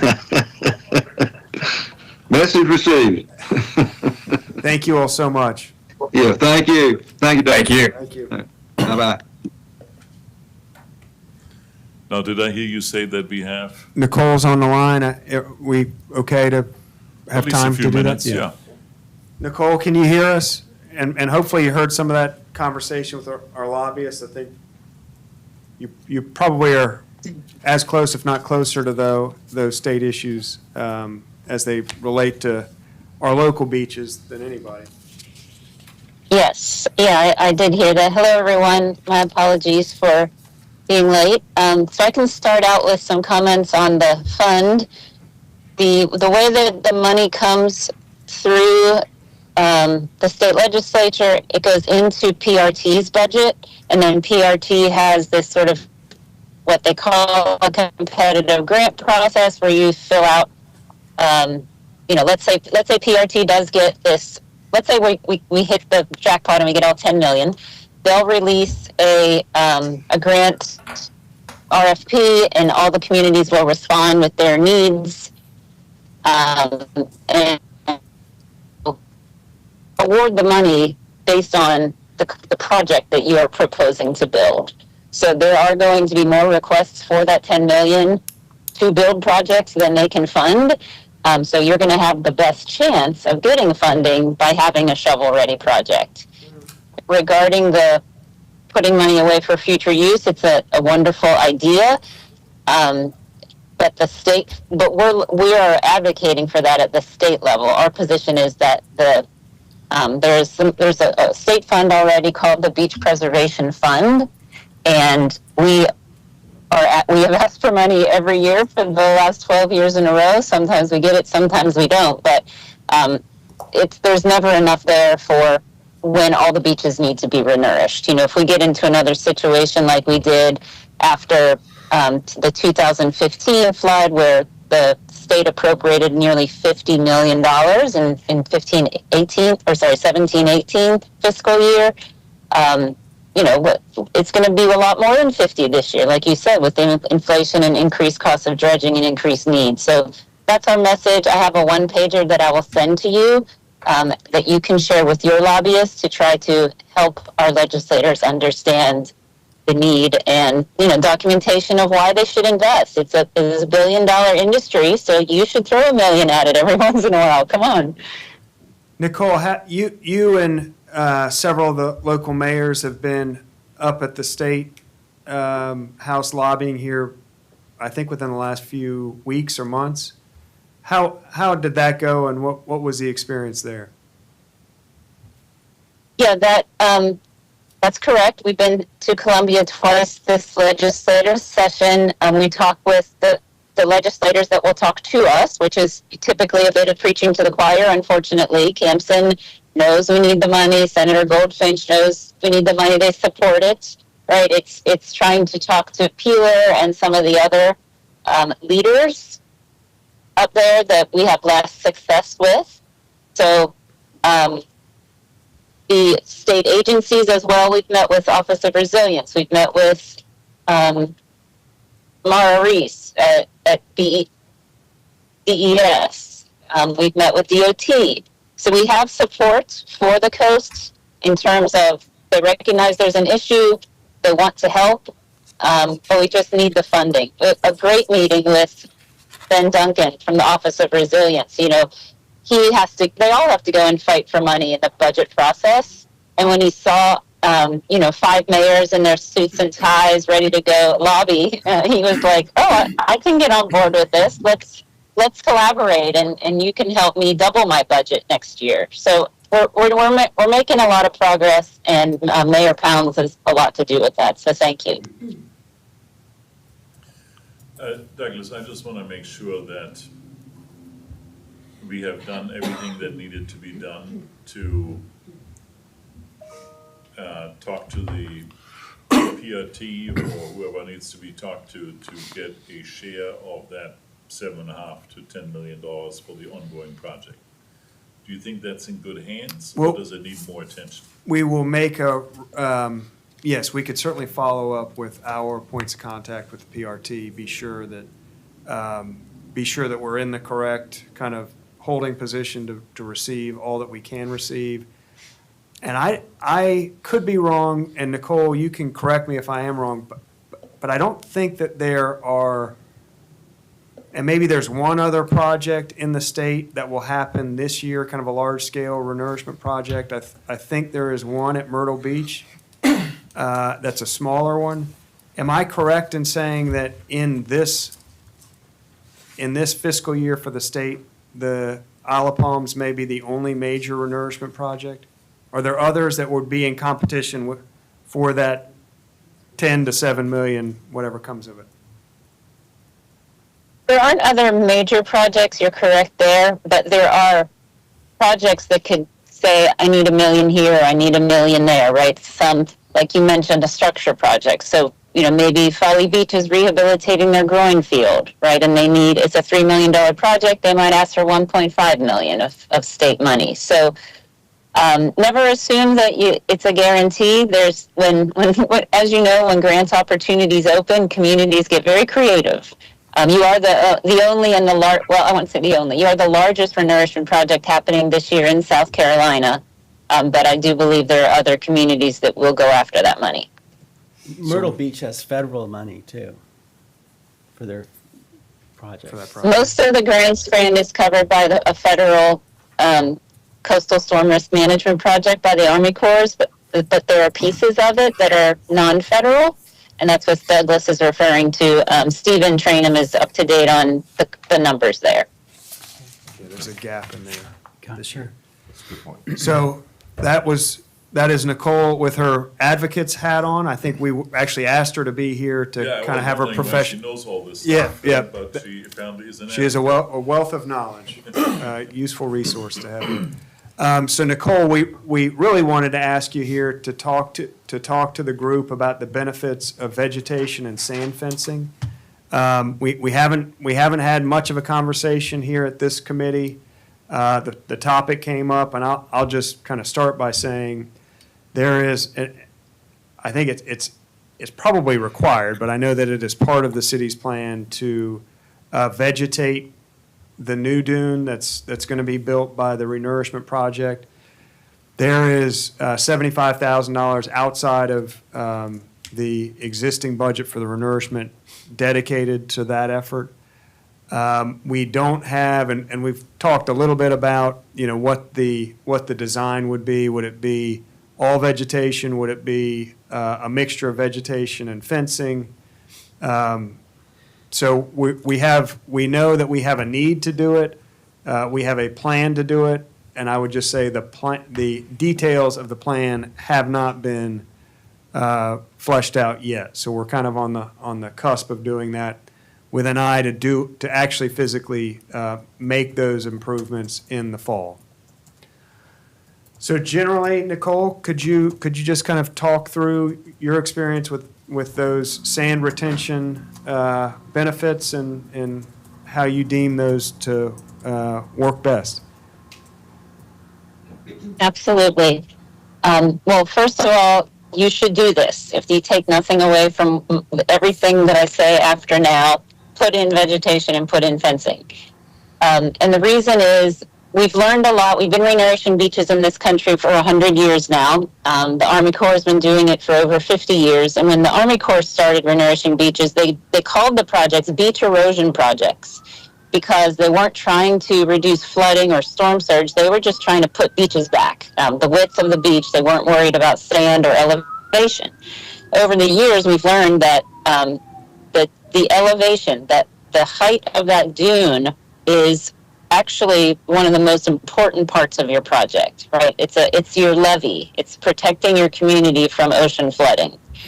So now the Army Corps calls their projects coastal storm risk management projects. And that's because you're reducing risk from coastal storms by building this project that includes not only a wide beach, which is going to help dissipate wave energy, essentially push the ocean farther away from your infrastructure, but then you have your elevation increase from the dune vegetation and the fencing that is, increasing the protection for your community. There have been studies now for the last 20 years and over the last 5 to 10 years showing that even small breaks in a vegetated dune will increase your risk for flooding. So when you install the vegetation, install the fencing, aim for as much of a continuous dune along the island as possible.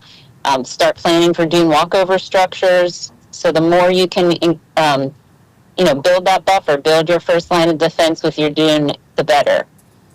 The other thing I would mention is that it really is best to not bulldoze up a dune and then try to plant it. Your best bet is to build the beach with a relatively flat back beach and then plant vegetation.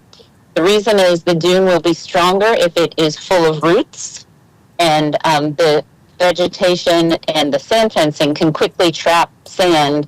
It's going to be blowing around anyway from the renourishment, so you really don't need to do a lot of building of the dune on your own. You're better off letting nature build it itself, and it'll be more resilient and more naturally reinforced.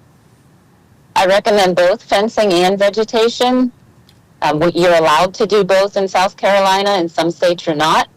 Fencing is extremely effective, and you just need something there to kind of slow down the wind so that the sand that is in the wind will drop out.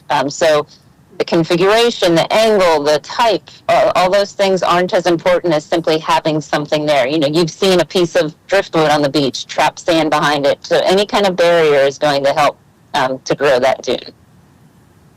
That's a really quick answer. I could talk about this for a long time, but I'm happy to answer any questions you have. Douglas, are individuals allowed to supplement the fencing and Yes. plants? Yes, they need a permit, and there have been instances where the city has gotten that permit. There's also been instances where individuals have gotten that permit, but there is a need for a permit to do it, but as long as a permit is there. Is that limited to their own property line or even on the city's property line?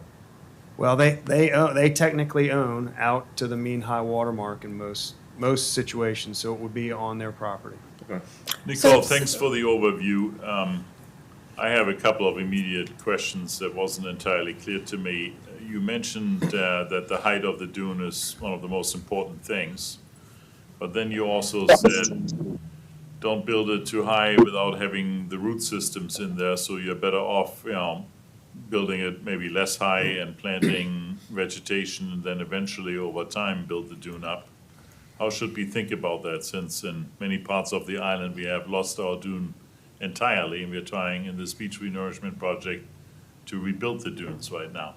And I, Yes. just for a little bit of additional context to Dietmar's question, Nicole, in our current plan, there is a berm, so basically a new place, the flat place where your chairs would be, which we call a berm. And then there is a dune planned that is approximately 7 feet above the berm. It has a 20-foot wide flat top, and then so I would say it's going to be roughly kind of 40 feet wide and 7 feet tall. So that's the current plan for the renourished portions of the beach. 7 feet above the berm. Yes. Are we going to put a sand Okay. fence then all across the whole island because that's effective and it works right away, right? You don't have to wait for the. So that detail is not finalized. And I guess maybe we'll go one question at a time. One question at a time. Okay. Back to Nicole, please. Sorry. Right, so if you already have a permit to give your dune a kickstart like that, that's great. I'm not suggesting not to do that, but I would definitely recommend getting vegetation and fencing on it as soon as possible. Sometimes, I know the Army Corps just goes ahead and does the entire plan with fencing and vegetation, and then the option is there to do it or not. It doesn't sound like, Douglas, that the permit has that element right now, correct? I do not know if the permit has that element was- in it. it If it's a was- condition of the permit, I don't know on that. I know it's a plan. I don't know if we have funding and we have a plan. I think we have envisioned primarily vegetation, but I don't know if it's a condition or a part of that permit. The Probably permit is. does say both in it, so I was wondering if if the city didn't have the money, can residents just do it without getting the permit? Because it looks like it's in the permit already. Yeah, I think generally that would be acceptable. Is the fencing considered to be unattractive or something? Is there a reason to do vegetation? Well, that was, I guess, a question that I had, Nicole, and maybe you can educate me and the group on this. And one thing that I will say that we have struggled with is when the erosion gets back to that fencing, it has created a tremendous mess on the beach. So it's been problematic from that standpoint. The other thing that I guess we have seen is when it goes in, it pretty quickly gets, well, it doesn't, sometimes it quickly gets covered. Right. Which is a good thing, and But it's then no it's longer gone. gonna, it's no Yeah. longer gonna Yeah. provide any benefit. Yeah. Is it, and Nicole, does the vegetation continue to grow up and through the dune as the dune builds? So you can kind of put it, let's just say, in theory, at a 7-foot elevation. Then if the dune becomes, in several years, it's 12 feet, it is continuing to kind of provide the benefit that a fence would no longer be providing? Is that true or not true? So I'm not quite sure I understand the question, but I'm going to try to answer it. So fencing, the intent of fencing is for it to disappear, right? If your fencing is no longer visible, your project succeeded. So you've trapped, let's say that fencing was sticking out of the ground 2 to 3 feet. You now have 2 to 3 feet more elevation that's been trapped there in the form of a dune. So that's never a bad thing. The vegetation, I always recommend bitter panic grass and sea oats. As the bitter panic grass, honestly, is the best vegetation. It's not as pretty as sea oats, but it will grow up through anything. It can get covered in 3 feet of sand, it can get overwashed, and it'll keep growing. So the vegetation will grow up through the sand. Did I answer the question? Yeah, I guess that, and so in our experience, I mean, I guess in my personal opinion, maybe, that if you put in both, the sand fencing helps for 2 feet, and then it's no longer doing anything, and it's sitting kind of dormant in that dune until erosion gets to it, and then it gets into your beach, and you're left with a Get to mess take where it the out, yeah. the vegetation continues to grow up with the dune. As the dune builds, the vegetation continues to peek out of it, continues to do its job, and its root systems are throughout that dune. And then once the erosion, if erosion comes back, you're then just dealing with the plants on your beach that wash away in the tide and don't require massive Right. kind of. Yeah, 100%. I agree. And since you already have, I didn't realize you had a starter dune there in your plans. So since you already have that, the vegetation is more important than the fencing. The fencing would be if you were starting with a flat beach, then the fencing would help you to trap the starter dune that you're already building. But doesn't the fencing also help protect the new plants until they establish roots to some extent? So we to piggyback on that, we definitely have talked about the need to Do both. corral the public. So kind of fencing and the traditional need for, so that kids don't come out of a beach access Oh, yeah. and then cut across brand-new plants. So when we've done only vegetation, we have also had kind of fencing for the purposes of keeping people off of the vegetation, to David's point. Well, I was thinking also from wind sweep. Yeah. Yeah. Yeah, Does it both. does until the roots are established enough to hold the plants in place on their own. I've seen pictures in North Carolina where they didn't do sand fencing. They had really good dunes with vegetation, and then they just put ropes across so that people don't walk over it, which I would think would be cheaper than pounding in a lot of sand fencing. Nicole, when you Yeah, hear that's- Douglas describing a dune of 7 foot tall, maybe at the top of the dune 20 foot wide, does that sound right to you, or do you think it should be higher or lower or wider or smaller? Or is that the right design of a dune? That's right. That's a great starter dune design. And I do agree that a rope and post can be just as effective as sand fencing if your intent is pedestrian control.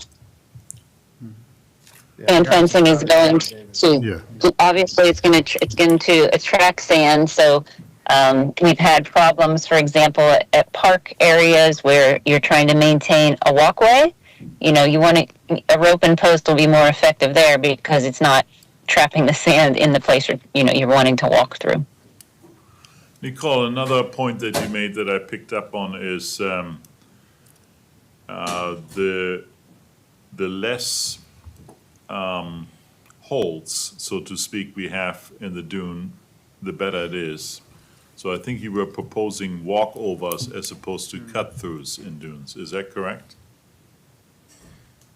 Yes, to the extent that you can, you want to eliminate pedestrian pathways that will cause, ruts in the dune. Again, you're on the right track by thinking, hey, if we don't need sand fencing, if we don't need more things that will become debris in a storm event, that's right. So if you don't need a walkover, in other words, if the pedestrian traffic is less than the sand input, you don't need a walkover. The small amount of traffic isn't creating a hole through the dune. But if there's heavy traffic and not enough sand input, that's when you want your walkover. Douglas, is that addressed in our plan right now that we are doing more walkovers than? Not as part of, cut-throughs? not as part of this project. I will say that we have had the kind of benefit or luxury of, that is a popular thing for grant funding. In the last, I think the city has received grants for maybe 6 of those in the last several years. They are much more expensive when they're done at a kind of municipal level. So they approach kind of $300,000-$400,000 each time we do them, but we've been successful in getting grant. $100,000 for each. Yeah, when the city does one, I mean, it's well done and it's different than what you would kind of see behind a house. So they Wouldn't are it be- expensive. Wouldn't it be much easier for Stephen Trainum to close all the walkthroughs right now and just with all the sand that comes on the beach to just build the dune as opposed to having to cut through?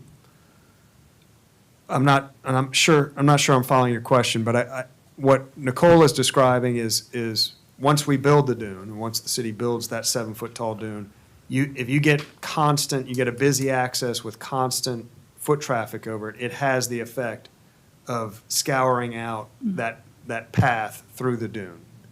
Yeah, what I'm talking about is everywhere, I think, on Isle of Palms, we have cut-throughs, and I'm not aware of any walkovers. But now, 2.5 million cubic yards of sand come on the beach, and I guess he builds these dunes with buggers pushing the sand back. It seems like extra work to actually maintain the cut-through.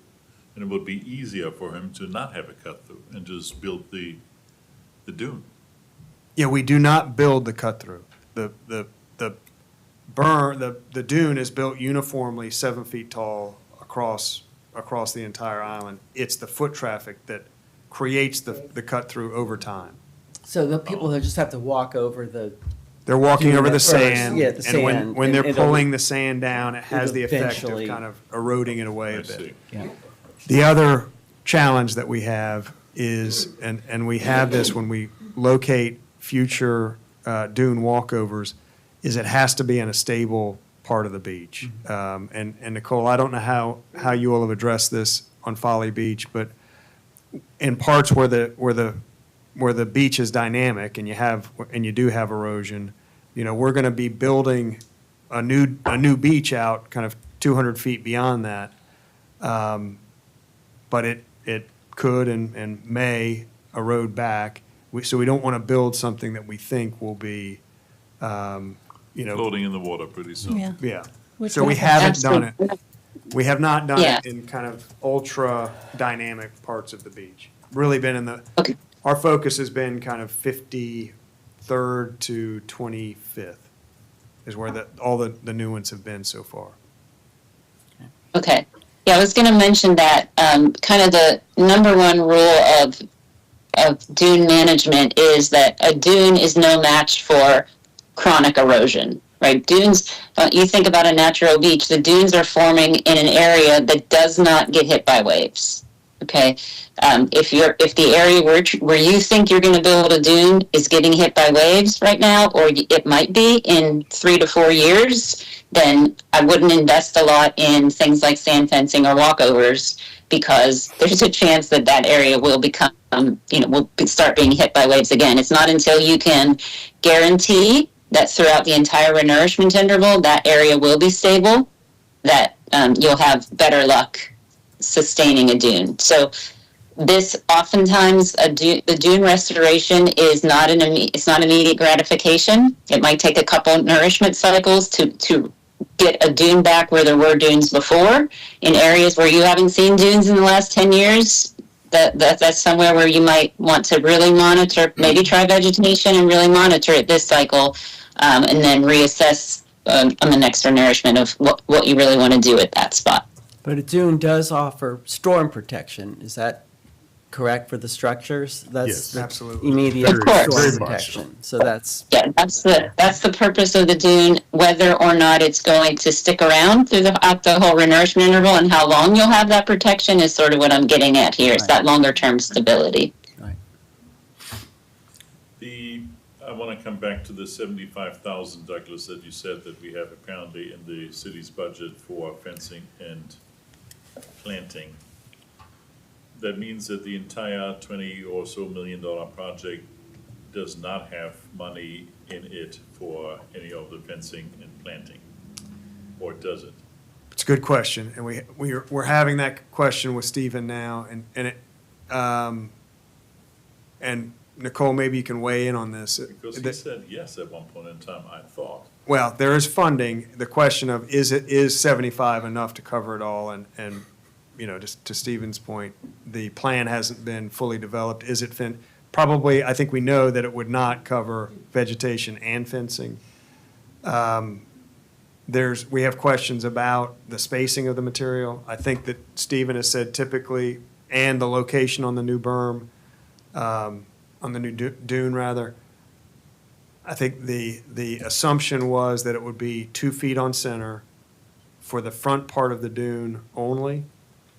And we believe that 75 would maybe close to covering the new dunes only. So that was kind of the basis of that budgeting number. Did you It say would- it covers 2 feet of the dune or the whole dune? The plant material is placed from the top of the crest of the dune down to the toe at 2 feet on center grid. Oh, I'm. So every 2 feet Yep. laterally and every 2 feet in depth.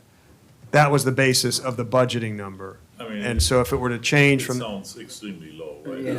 Just having done landscaping myself. I just paid for COs for, if I multiply that out, of course, you have better buying power than I do for, Yeah, but it doesn't one do lot, good but sourcing. We already established that in one of the earlier beach committee meetings.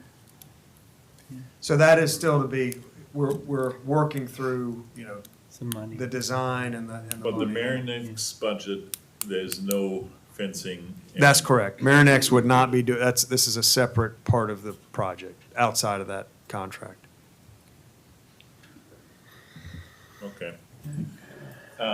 Nicole, you spoke very fast when you rattled down these plants that apparently are the top-notch plants that we should be having. Could you repeat those again, please?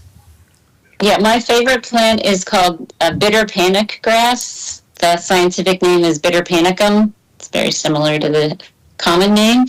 And sea oats are the other one. They're the pretty one that looks like amber waves of grain along your dune line. Yeah, so those really are the two best performers. Sea oats, again, aren't as hardy as bitter panicum.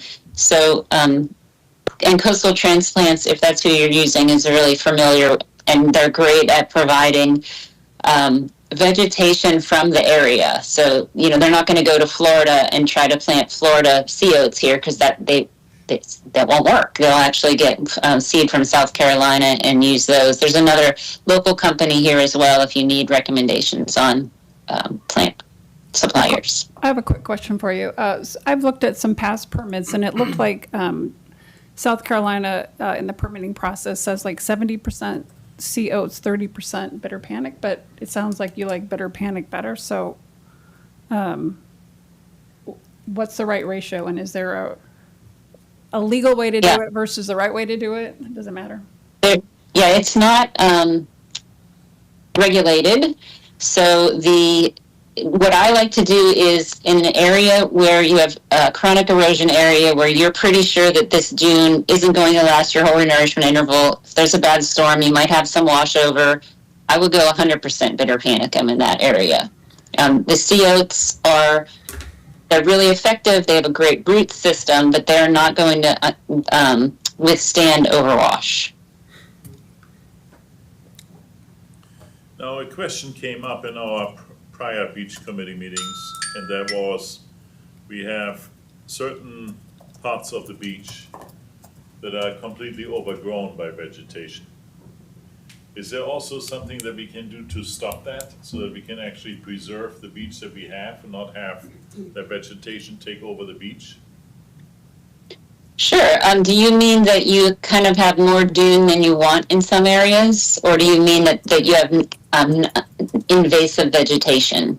We have more dune. We have like vegetation runs up to the high shoreline, or so high tide line. So there's no This is a common problem. So, and this is why dune management is a little bit of an art, more of an art than a science. And so you have to balance your recreational use with your desire for protection from the dune system. Right. So what you do there is you just let that dune go. You don't restore that dune. You don't build another dune out in front of it. If what you're describing is what I think it is, you maybe already have 2 rows of dunes, and this second row of dunes is now in the ocean. Well, you were too aggressive trying to get 2 rows of dunes there. You should just focus on sacrifice the primary dune and allow that secondary dune to grow up would be my recommendation. I'm going to confess something. I'm in an area like this, and I tried to pull out some bitter panic grass. And I know, and it was tough. I have to say, I'm very impressed with the hardiness of the root system. I just tried it with my hands.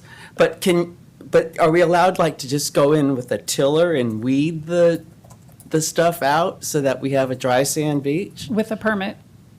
You know what I mean? Because we're not in the situation you described. We have, let's say, 65 feet of just dune sand and no dry sand recreational beach. So can we go and chew up the first 50 feet of the bitter panic grass and make it into a dry sand beach? So my recommendation would be it's up to the city in the permitting process of whether you can till it or not. I won't weigh in there. It's possible. I'm just asking, is it illegal, 100% forbidden, or is it possible? It would have to do with the type of regulations the city has. So I'm going to skip over and let someone else answer that. But what I will answer is, what I would recommend from a long-term management perspective is to choose a dune behind that one. It doesn't have to be the dune ridge behind it. It could be 2 dune ridges back. Whichever dune ridge is the most substantial, the highest, right? A lot of times in these types of areas, you get these kind of wimpy sand dunes and they grow out and none of them are very tall. That's what you really want in for your protection. So you're better off kind of, again, however you decide to, sacrificing that primary dune. And then this is a great area to use sand fencing. So you could say, all right, it's the dune behind this one that we want to promote. We're going to put sand fencing back here and focus our energy on increasing the elevation of that dune. Okay, yeah, because actually in this area I'm thinking of, it's very flat up to where the houses are. Yeah. So if there was a big storm, I think it would reach the house Right. pretty easily. This is around 54th Street you're talking? Yeah, and there's other areas too, probably, but there's no No height. height, yeah. Do you have wax myrtles there too? And are those invasive growers? I don't know what. The wax- report that Stephen had, I thought it said wax myrtles were there. Is I that don't- like a tree or a bush? A bush. I think yeah, it's a kinda- bush. There are a lot of bushes there, yeah.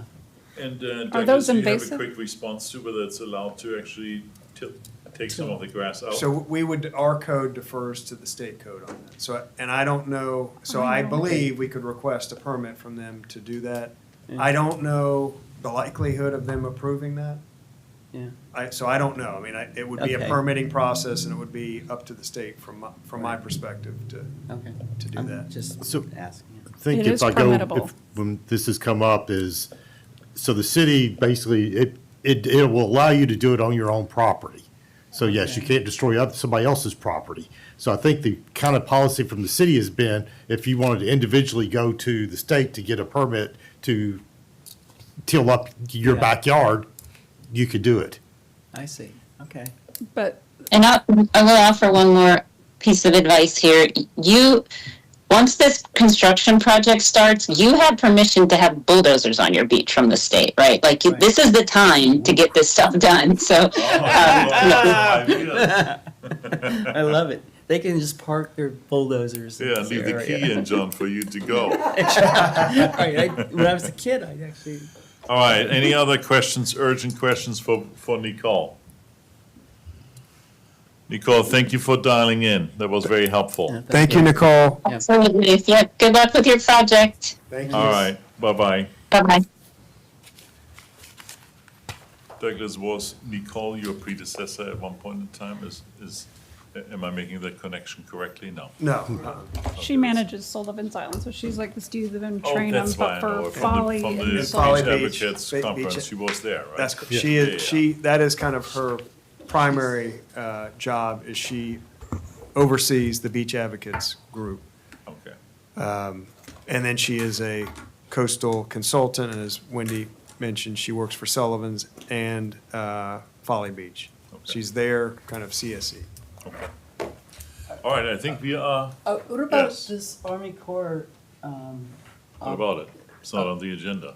I know, can we put it on, will we discuss it next meeting? You're talking about the discussion whether or not we should become an Army Corps beach? Yeah. It's a big topic. Oh, a Well, it's federally pretty, managed we beach. have an opportunity though to do this, so don't you think we should be discussing it and analyzing it very thoroughly?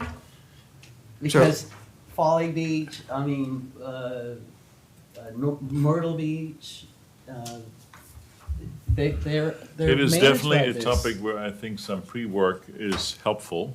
Well, let's and do it. You seem to be volunteering for it, so I'm gonna Well, assign does that you. make sense? I mean, I think we should. Well, I guess I would just say that, and for the benefit of the group, the city has been asking, based on the prior ad hoc committee recommendation, to be considered for a study to become a federally managed beach. We have been asking that, I think, for 3 or 4 years. We got word just in the middle of our budgeting process for next year that the federal portion of the study, it looks like, is going to be included in the federal budget this year. So it's kind of like the dog that caught the tire, and that requires the city to match the federal funds. Right, So there is a $750,000 cost Right. to the city's portion of sharing and facilitating that study to be done. That $750,000 is not in the budget that is being considered for final reading and ratification in 2 weeks, 2 or 3 weeks. So there will be a discussion at Ways and Means on Wednesday with council. Do we add the $750,000 into next year's budget, or do we not? So So- I believe that council has a real financial decision to make on Wednesday night in terms of do they push it How will forward? they make that determination though, in terms of whether it's worth putting 750 in? Like, what's the upside? Do they understand what, we could gain by, Or like lose. Folly Beach did $18 million renourishment in 2024, and primary funding source is federal. And So- we've been wanting to do, So I do think I think council is well aware that there is a significant upside Right. if the city is successful in Right. becoming a federally managed beach. The contrary point, or the other side of that coin, is to become a federally managed beach, 100% of the adjacent property owners have to sign permanent, fairly hefty easements. right, So the question is does the city pay $750,000 today, yeah. knowing what they know about the feasibility or the probability of getting, onerous is a heavy word. Not being able to finish it. Plus, Or do it. It's not all rosy being a federal beach, right? Yeah, It comes with losing total control over it. And well, you thought about that, but look at how we've done controlling the beach. And just go out and walk on the beach. and Well, see- I don't know. I'm not Who's sure gonna do we're worse? doing a better job. We than will the- do better now Yeah. going forward. Might be worth a shot, actually, to let someone else do Well, I think it. it's a long discussion, right? The question is the discussion so Well- imminent right now because we are missing the window with the city making the decision right Yeah. now whether or not they're participating. Yeah, I know. I didn't realize he had. Yeah, anyway, I was very excited when I saw it. And Wasn't I there thought, also wow. a Senator Graham angle to this whole entire story? So he is the one that is putting the federal match in the federal budget. So Okay. he's the person putting it in for the And the federal. Did he actually come to the Isle of Palms? I heard he was here like on May 29th. Or was That it I don't know. He could a have. phantom sighting or? I am unaware of that, but the timing does seem to kind of. And you on. know, you're positive then about the 100% requirement. There's. Yes, I'm that not is, questioning. yes, that is definitely a requirement today. Yeah. There have been discussions that it's so onerous that so many communities are they're having holdouts, they can't get the project. Edisto and Polly's are both in the condition that they have been authorized, they're ready to go, they've done the study, but they cannot get the easements in place. And they're going through a condemnation process to get the final holdout so that, I see. so that's a discussion to be had. So my reaction to you is, John, it was on the agenda that we eventually would tackle that topic. Right, right. If, for some reason, city council decides to actually invest the 750,000 in 2 weeks from now, then we probably should accelerate the discussions, because then we eventually, remember, that's just a study to figure out whether or not that makes any sense. No, I totally So then agree. we I need was to just opine on wondering the whether topic. it's something that we'd want to do, and Yeah. we need to study what the upside, We downsides will are. have to eventually, to- so eventually we will come to it. Yeah, But I'm not sure it's the right agenda item for the next It's not. agenda. not, I didn't realize what the timing was. Coming to that, Douglas, the next agenda, Yep. we have Forth Olson again, this time hopefully more material substance. Yep. So we probably need to give them more than 30 minutes. Originally, we said we would bring in a federal lobbyist in our continued discussions about beach financing, right? We wanted to not have them maybe together because it would occupy too much time. So you want to put federal lobbyists in I think so. August? In August or July?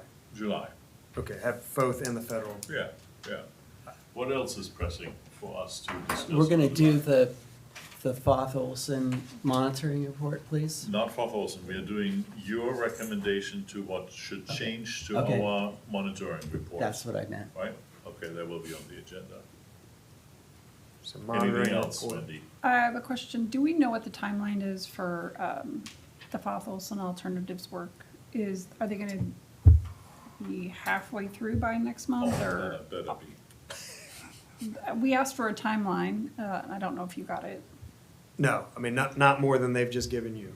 That Well, next, the original timeline was that they're supposed to be finished in July. yes, That will not happen. yes. Yeah, that is correct. I don't have more than you do in terms of their completion. I think from their standpoint, they would say, you guys have given us, you gave us, a report from an ad hoc committee, you then gave us a recommendation. Yeah. I get that. They would say that we have provided jumbled information that has not allowed them to get on with their project. So they would, I think they might say, their clock starts today. Might be their position. They haven't said that, but that would be me putting words in their mouth. Well, they've done regulatory work, he said, so Yeah, they're they've not definitely starting been from doing zero, stuff, for yeah. sure. Well, we're hoping they're done by August. Gosh, I hope so. So we have a July meeting with them, and then hopefully we have an August final meeting with them. Yeah, I think that was kind of the impression. I think that's realistic.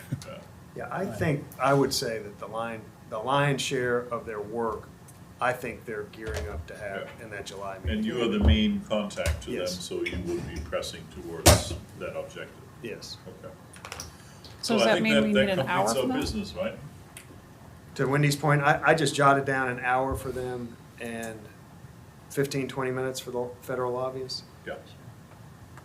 But then you have your Oh, Monitor. It's going to It'll be be- extremely succinct and precise. It will be a 10-minute dialogue. I'm going to give John And- 20 minutes. The MBA, right, summary of that.